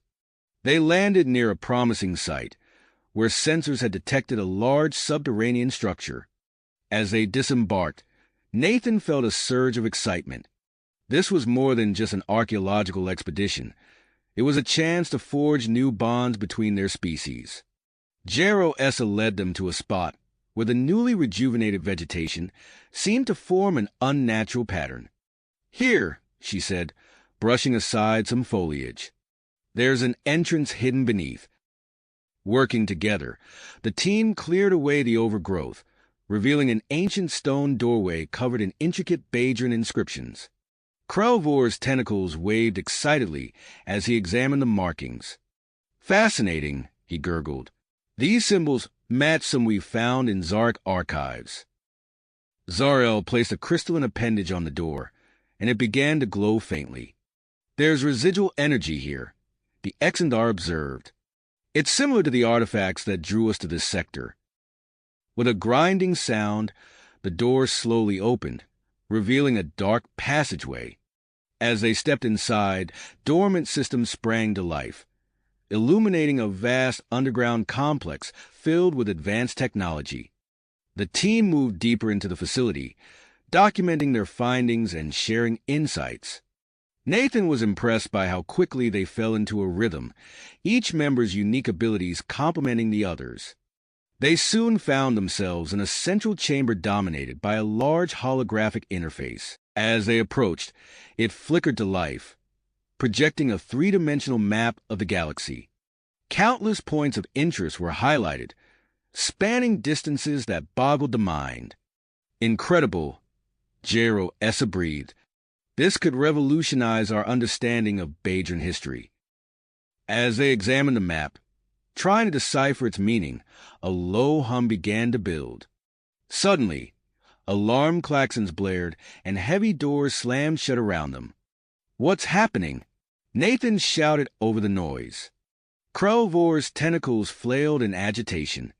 "It appears we've triggered some kind of security protocol." The team scrambled to make sense of the situation. Defensive systems activated, filling the air with a crackling energy that made their hair stand on end. They were trapped, cut off from the outside world, and facing an ancient security system designed to repel intruders. Nathan took a deep breath, forcing himself to remain calm. "All right, everyone, we need to work together to get out of this. Krelvor, see if you can make sense of these control panels. Zar-El, your energy manipulation abilities might help us bypass some of these systems. Jero, your knowledge of Bajan technology is crucial here." As they set to work, Nathan couldn't help but appreciate the irony. This crisis was forcing them to collaborate more closely than any diplomatic talks ever could. Meanwhile, on the space station, Belle Carter suddenly stiffened, her eyes going wide. "Something's wrong," she said to Admiral Reeves, who was overseeing operations. "I can sense. Nathan and the others are in danger." Her enhanced connection to the Bajan artifacts was proving more useful than anyone had anticipated. Belle quickly linked up with Dr. Morapole, and together they began using the station's advanced systems to analyze the situation and transmit crucial information to the trap team. Admiral Reeves wasted no time in mobilizing a rescue operation. He assembled a team of both human and Zarek personnel, equipping them with one of the newly integrated ships outfitted with cutting-edge sensors. As the rescue team raced towards Bajorans, the situation on the planet's surface was growing more complicated. The accelerated environmental restoration was causing unexpected changes in weather patterns. Dark storm clouds gathered ominously over the excavation site, complicating the rescue efforts. Inside the ancient facility, Nathan and his team worked feverishly to decipher the security systems. Sweat beaded on their foreheads as they raced against time, acutely aware of the growing danger. "I think I've found something," Jero called out, her fingers flying over a control panel. "It's a redundant system, designed to—" "Oh no!" "What is it?" Nathan asked, dreading the answer. "If we don't deactivate it correctly, it could trigger a self-destruct sequence," Jero explained, her voice tense. As they grappled with this new challenge, Zar-El made a startling discovery. "Captain Thomas," the Exonar called, its crystalline form pulsing with excitement. "I've located a chamber containing stasis pods. Some of them are still active." Nathan's mind reeled at the implications. Ancient Bajorans, preserved for thousands of years, potentially holding knowledge that could reshape their understanding of history. But with the facility systems going haywire, those pods and the lives they contained were now at risk. Outside, the rescue team finally arrived, battling against intensifying winds and lashing rain. They began the arduous process of cutting through the facility's outer defenses, using a combination of Earth mining technology and Zarek energy weapons. Time was running out. Nathan could feel the tension mounting as they worked to deactivate the security systems and regain control of the facility. Every decision, every action, could mean the difference between success and catastrophic failure. As alarms blared and energy crackled around them, Nathan realized that this mission had become far more than a simple demonstration of cooperation. It had become a crucible, testing their ability to work together in the face of unforeseen challenges and potentially world-changing discoveries. With the lives of his team, the ancient Bajorans, and perhaps the future of interstellar relations hanging in the balance, Nathan steeled himself for the difficult decisions that lay ahead. The true test of their newfound alliance was just beginning. Nathan steeled himself for the difficult decisions that lay ahead. The true test of their newfound alliance was just unfolding before them. With a crackle of energy, the facility's security systems suddenly powered down. The team exchanged looks of relief and bewilderment. "What just happened?" Krelvor asked, his tentacles waving in confusion. "It's Bell," Nathan realized, tapping his communicator. "Bell, can you hear me?" Loud and clear, Nathan. Bell's voice came through, tinged with concern. "We've been working on cracking the security protocols from the station. Are you all okay?" "We're fine, thanks to you," Nathan replied. "But we've got a situation here. We've discovered active stasis pods containing ancient Bajorans." There was a moment of stunned silence before Bell spoke again. "That's incredible. We'll inform the delegates immediately. A rescue team is already on its way to extract you." As if on cue, they heard the sound of cutting tools from beyond the sealed doors. Within minutes, the rescue team broke through, led by a joint group of human and Zarek personnel. Once safely back on the station, Nathan and his team were met with a flurry of activity. The delegates, energized by the shared crisis and subsequent rescue, dove into negotiations with renewed vigor. In the days that followed, Nathan found himself at the center of a whirlwind of diplomacy. Drawing on the momentum generated by their successful joint mission, he presented a comprehensive proposal for the Interstellar Council. "A rotating leadership," Nathan explained to the assembled delegates, gesturing to a holographic display. "Each species will take turns as council chair, ensuring equal representation and shared responsibility." Admiral Krell's bioluminescent patterns pulsed with interest. "And the Council's primary objectives?" "Overseeing the study and implementation of Bajoran technology, coordinating our scientific efforts, and mediating any disputes between our species," Nathan replied, his voice steady and confident. As discussions progressed, attention turned to the recovered stasis pods. Dr. Morapol, working alongside a diverse team of medical experts, prepared a specialized medical bay for the revival process. Nathan watched as they carefully transferred the first pod into the medical bay. The transparent casing revealed the serene face of a Bajoran woman, untouched by the passage of millennia. "We're ready to begin the revival process," Dr. Moore announced, his fingers dancing over the control panel. The pod hissed open and the woman's eyes fluttered. Nathan and Jero Essa stepped forward as she regained consciousness, her gaze darting between them in confusion. "Welcome back," Jero said softly in Bajoran. "I am Jero Essa, and this is Captain Nathan Thomas. You're safe." The woman's voice was weak but clear. "I am Kai Solarin. Where? When am I?" As Nathan and Jero began the delicate task of acclimating Kai Solarin to her new reality, John Carter led a joint task force to explore the newly discovered ruins across Bajorans. Each day brought new discoveries, shedding light on ancient Bajoran society and its technological marvels. On Earth, Admiral Sarah Simmons worked tirelessly to address concerns about the rapidly unfolding events. She organized public demonstrations showcasing the benefits of interspecies cooperation, using holographic recreations of the joint mission to the ruins.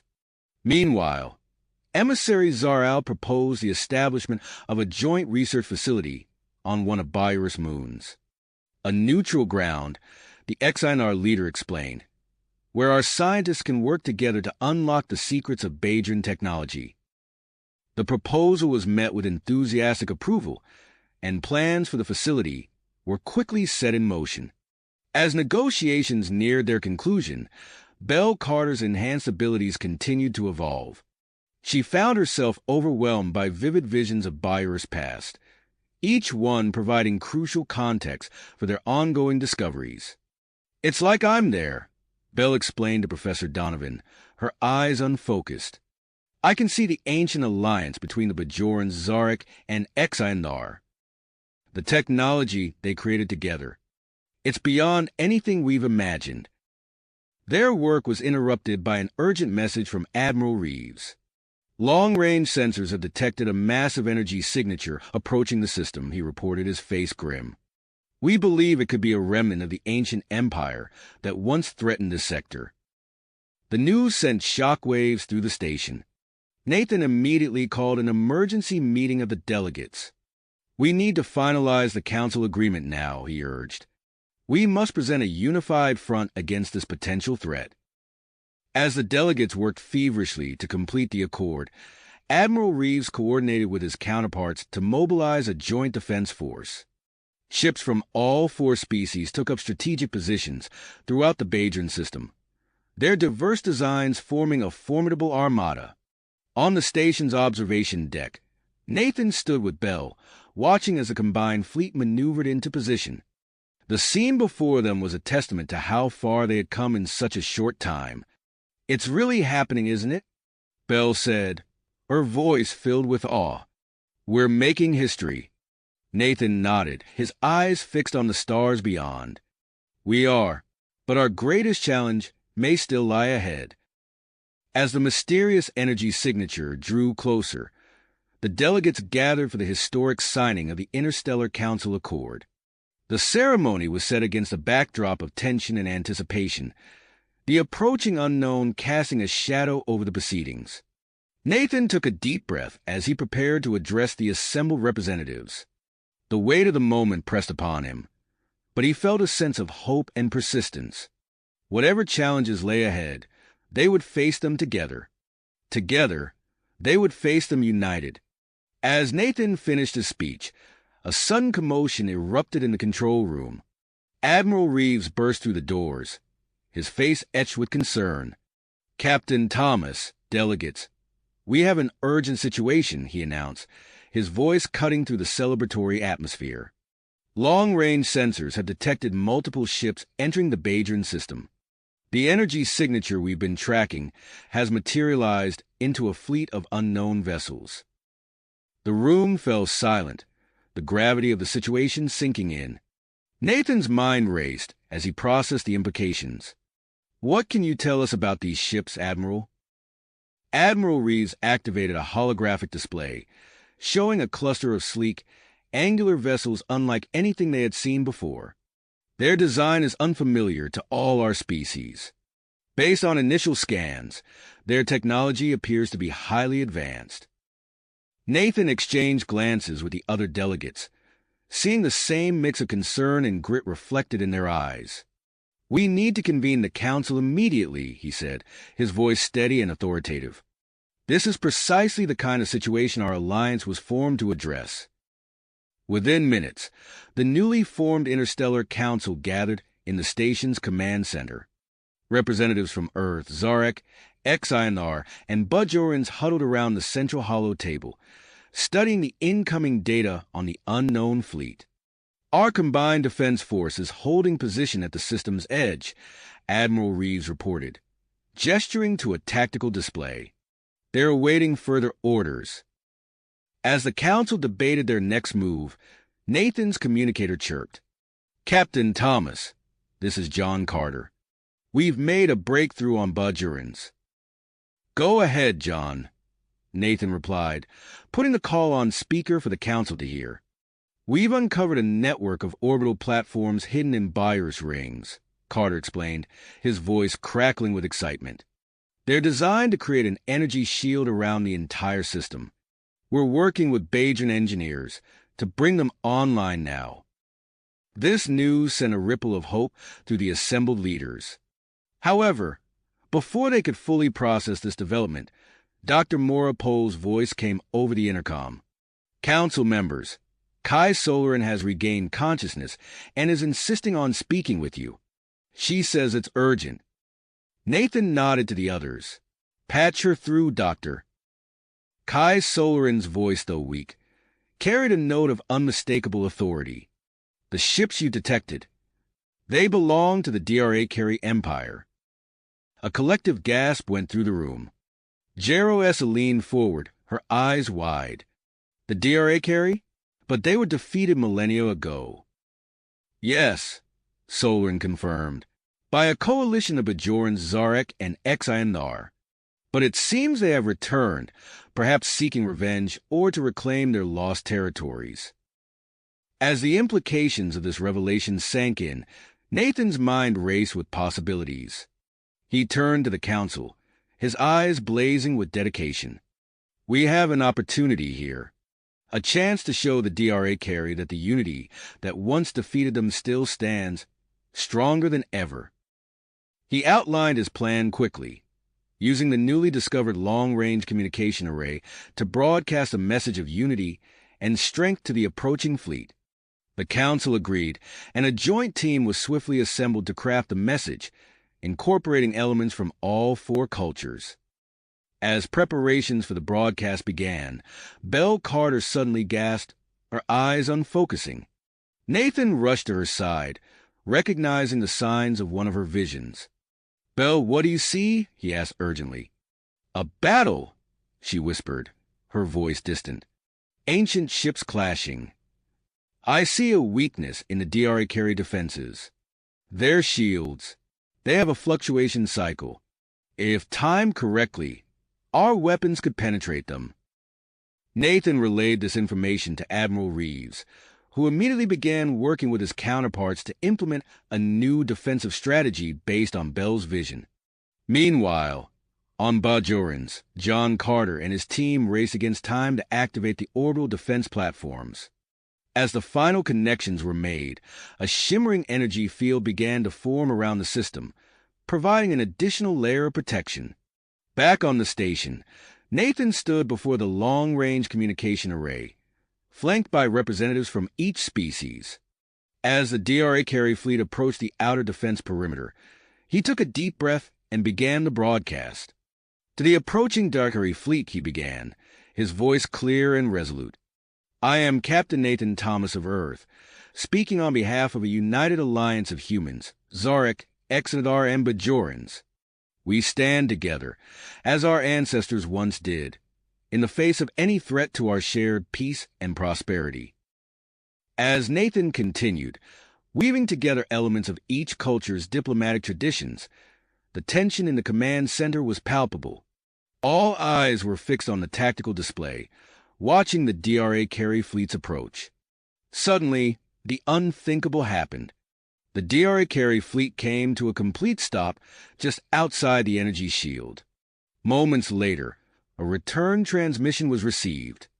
"This is High Commander Zalrin of the DRA carry Imperium," a deep, resonant voice announced. "Your display of unity is unexpected. We request a face-to-face meeting with the leaders of your alliance."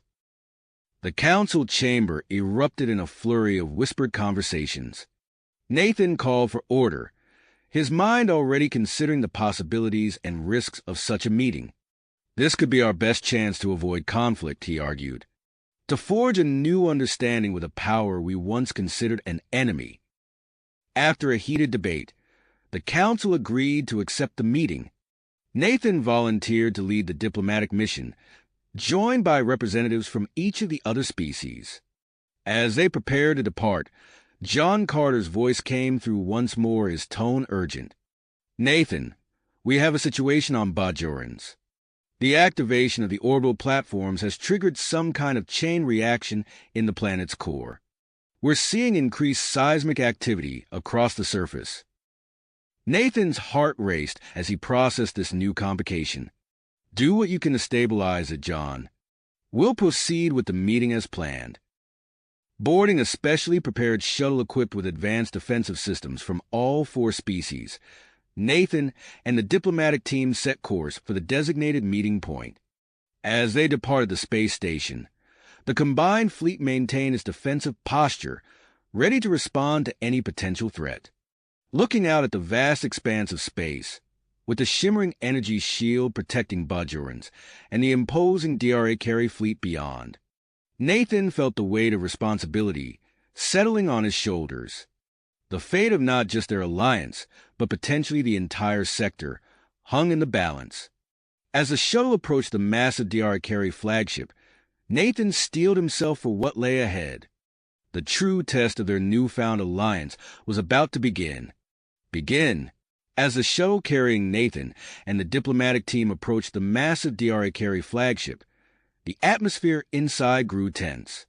Nathan took a deep breath, steeling himself for the encounter ahead. "Remember," he said to his fellow diplomats, "we represent not just our individual species, but a united front. Our strength lies in our unity." The shuttle docked with a soft thud, and the airlock hissed open. Nathan led the way, followed closely by the Badran, Zarek, and Exenar representatives. They were greeted by a contingent of DR Carry guards, their imposing forms encased in sleek, angular armor. The group was escorted through winding corridors, the alien architecture a mix of organic curves and sharp angles. The air felt thick with an unfamiliar scent, reminiscent of ozone and something metallic. As they walked, Nathan's communicator vibrated silently against his wrist. A quick glance revealed an encrypted message from Admiral Reeves. "Possible superweapon detected. Proceed with caution." Nathan's heart raced, but he kept his expression neutral. The stakes had just been raised significantly, and he knew every word. Every gesture in the coming negotiation could have far-reaching consequences. The diplomatic team was led into a vast chamber, its ceiling so high it disappeared into shadows. At the far end, seated on an elevated platform, was the DRA Carry leadership. The Supreme Commander, Zoraxis, rose as they approached. Zoraxis towered over Nathan, his four eyes blinking in an unsettling rhythm. "Welcome, representatives of the Alliance," he said, his voice a low rumble that seemed to vibrate through Nathan's chest. Nathan stepped forward, bowing slightly in a gesture of respect. "Supreme Commander Zoraxis, we thank you for this opportunity to meet. We come in the spirit of peace and mutual understanding." As Nathan began his carefully prepared speech, emphasizing the strength and unity of their alliance, his mind raced with the implications of Admiral Reeves' message. He needed to navigate this conversation carefully, probing for information about the superweapon without revealing their knowledge of its existence. Meanwhile, on Bajorans, John Carter wiped sweat from his brow as he and his team worked feverishly to stabilize the planet's core. The control room was a flurry of activity, screens flashing with data and warnings. "Reroute power from the northern continent's grid." Carter shouted over the din. "We need every ounce of energy for the tectonic stabilizers." Dr. Morapole's fingers flew over his console. "John, if we divert any more power, we'll leave half the planet defenseless." Carter gritted his teeth. "We don't have a choice. If we don't stabilize the core now, there won't be a planet left to defend." As they worked, the ground beneath them trembled ominously. Warning klaxons blared, signaling another surge in seismic activity. Back on the space station, Belle Carter gasped as another vision seized her. Admiral Reeves rushed to her side, steadying her as her eyes rolled back. "What do you see, Belle?" he asked urgently. "A weapon," she whispered, her voice strained. "Hidden within their fleet. It twists space itself, tears it apart." Reeves' face hardened. He turned to his communications officer. "Send a coded message to the task force. Tell them to focus their scans on the rear of the DR Carry formation. Look for any anomalies in space-time." As the task force began their covert search, Reeves sent another encrypted message to Nathan, updating him on the situation. In the DRA Carry chamber, Nathan received the message just as he was concluding his proposal for peaceful coexistence. He paused, choosing his next words carefully. "Supreme Commander," Nathan said, "our alliance is built on trust and transparency. In that spirit, I must ask, what are your true intentions in returning to this sector after so many millennia?" Zorax's eyes narrowed. "You speak of trust, yet your fleet stands ready for battle. Perhaps it is your intentions we should question." The tension in the room ratcheted up several notches. Nathan could feel the eyes of his fellow diplomats on him, silently urging caution. Just then, Nathan's communicator vibrated again. Another message from Reeves. "Weapon confirmed. Cloaked ship at rear of fleet. Enormous power signature." Nathan's mind raced. He had to make a decision. Confront the DRA carrier with this information and risk open conflict, or continue the negotiations while secretly preparing for a potential attack. As Nathan opened his mouth to respond, alarms blared throughout the DRA carrier's ship. Zorax's head snapped up, his expression a mix of surprise and anger. "Your ships are scanning our fleet," he bellowed. "This meeting is over." Nathan's heart pounded as he realized their covert operation had been discovered. The delicate balance of diplomacy teetered on the edge of chaos. He had mere seconds to salvage the situation before it spiraled into all-out war. "Supreme Commander, wait," Nathan called out, his voice cutting through the rising commotion. "There's something you need to know about our shared history." As Nathan fought to keep the negotiations alive, the combined fleet outside the DR carry ships tensed, ready for action. On Bajorans, John Carter and his team raced against time to restore the planet's defenses. And aboard the space station, Admiral Reeves prepared for all possible outcomes, his finger hovering over the button that would launch their most desperate contingency plans. The fate of the entire sector hung in the balance, with Nathan Thomas standing at the center of the storm. Nathan's mind raced as he watched Supreme Commander Zorax's face contort with anger. The alarms blaring through the ship only added to the tension in the room. In that split second, Nathan made a decision that would change the course of history.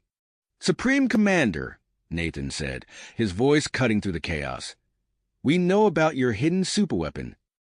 The words hung in the air, and for a moment, the only sound was the persistent wail of the alarms.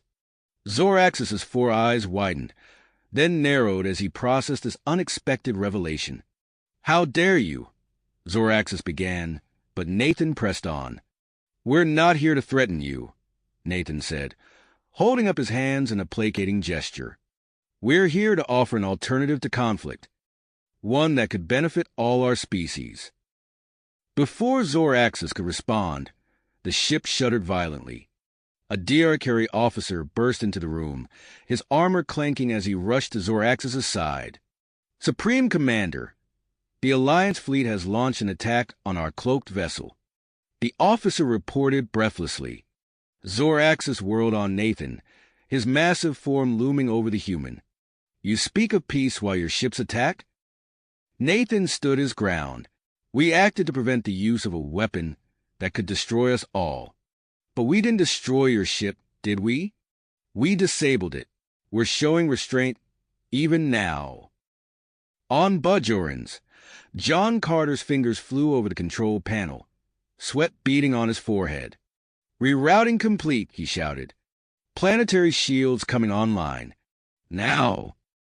The shield flickered to life just as the first volley from the DRA carry fleet streaked towards the planet. The energy weapon splashed harmlessly against the newly restored defenses, lighting up the sky in a dazzling display.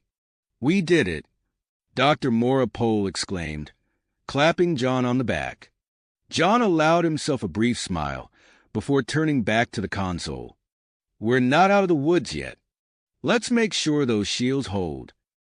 In space, Admiral Reeves watched as a combined fleet executed a precision strike on the cloaked DRA carry vessel. Bell Carter's vision had given them the exact coordinates, and the Alliance ships moved with surgical precision. "Target neutralized," reported Admiral Simmons over the comm. "The superweapon is offline." Reeves nodded grimly. "Excellent work. Now let's hope Nathan can turn this situation around." Back on the DR carry flagship, Nathan could see the conflict playing out on Zorax's face. The Supreme Commander was clearly weighing his options, realizing that his hidden advantage had been neutralized. "Supreme Commander," Nathan said, his voice steady and earnest, "this is our chance to break the cycle of conflict. Your people's technology, your history, they make you invaluable potential allies. Join us. Join the interstellar council we're forming. Together, we can build something greater than any of us could achieve alone." Zoraxis was silent for a long moment, his eyes darting between Nathan and the other Alliance representatives. Finally, he spoke. "A ceasefire," he said, his voice a low rumble. "We will agree to a temporary ceasefire while we discuss this proposal further." Nathan felt a wave of relief wash over him, but he kept his expression neutral. "Thank you, Supreme Commander. I believe you've made a wise choice." As the tension in the room began to dissipate, Nathan's communicator chirped. It was a message from Kai Solar on Bajorans. "Nathan," the Kai's voice came through, tinged with excitement. "I've been studying the ancient peace treaty. I think it could provide a framework for our negotiations with the DRA carry." "Excellent work, Kai," Nathan replied. "We'll need all the help we can get to make this work." As discussions began in earnest, Belle Carter, still on the space station, was suddenly overwhelmed by another vision. This one was different from the others, more vivid, more powerful. She saw flashes of a future where all 5 species worked together in harmony. DRA carry engineers collaborated with Zarek scientists, their combined knowledge pushing the boundaries of technology.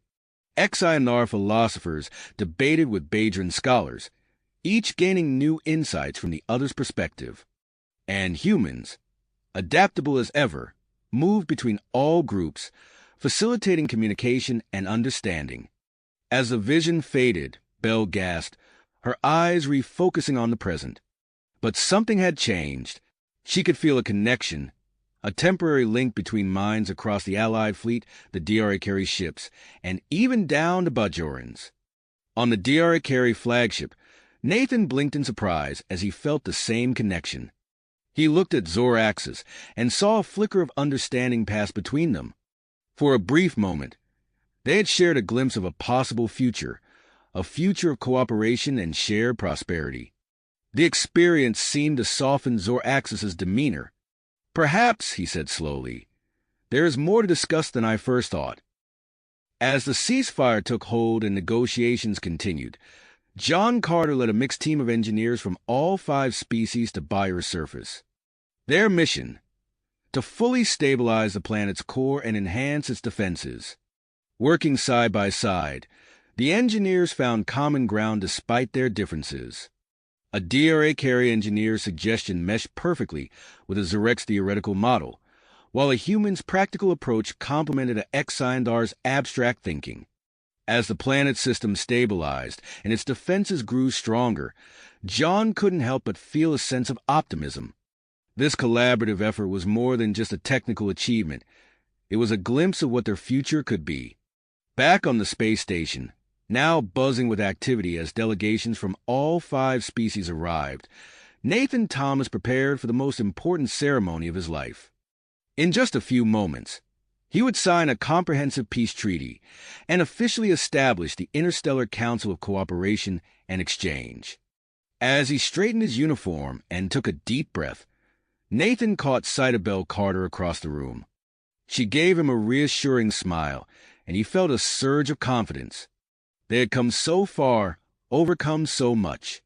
And now, they stood on the brink of a new era. The doors to the main chamber opened, and Nathan stepped forward, ready to help shape the future of not just one world, but an entire sector of space. You have reached the end of the story. If you enjoyed this story and want to support us, please leave a like and subscribe to our channel, and for every comment that says 88, I will heart every single one of them. Thank you for your time.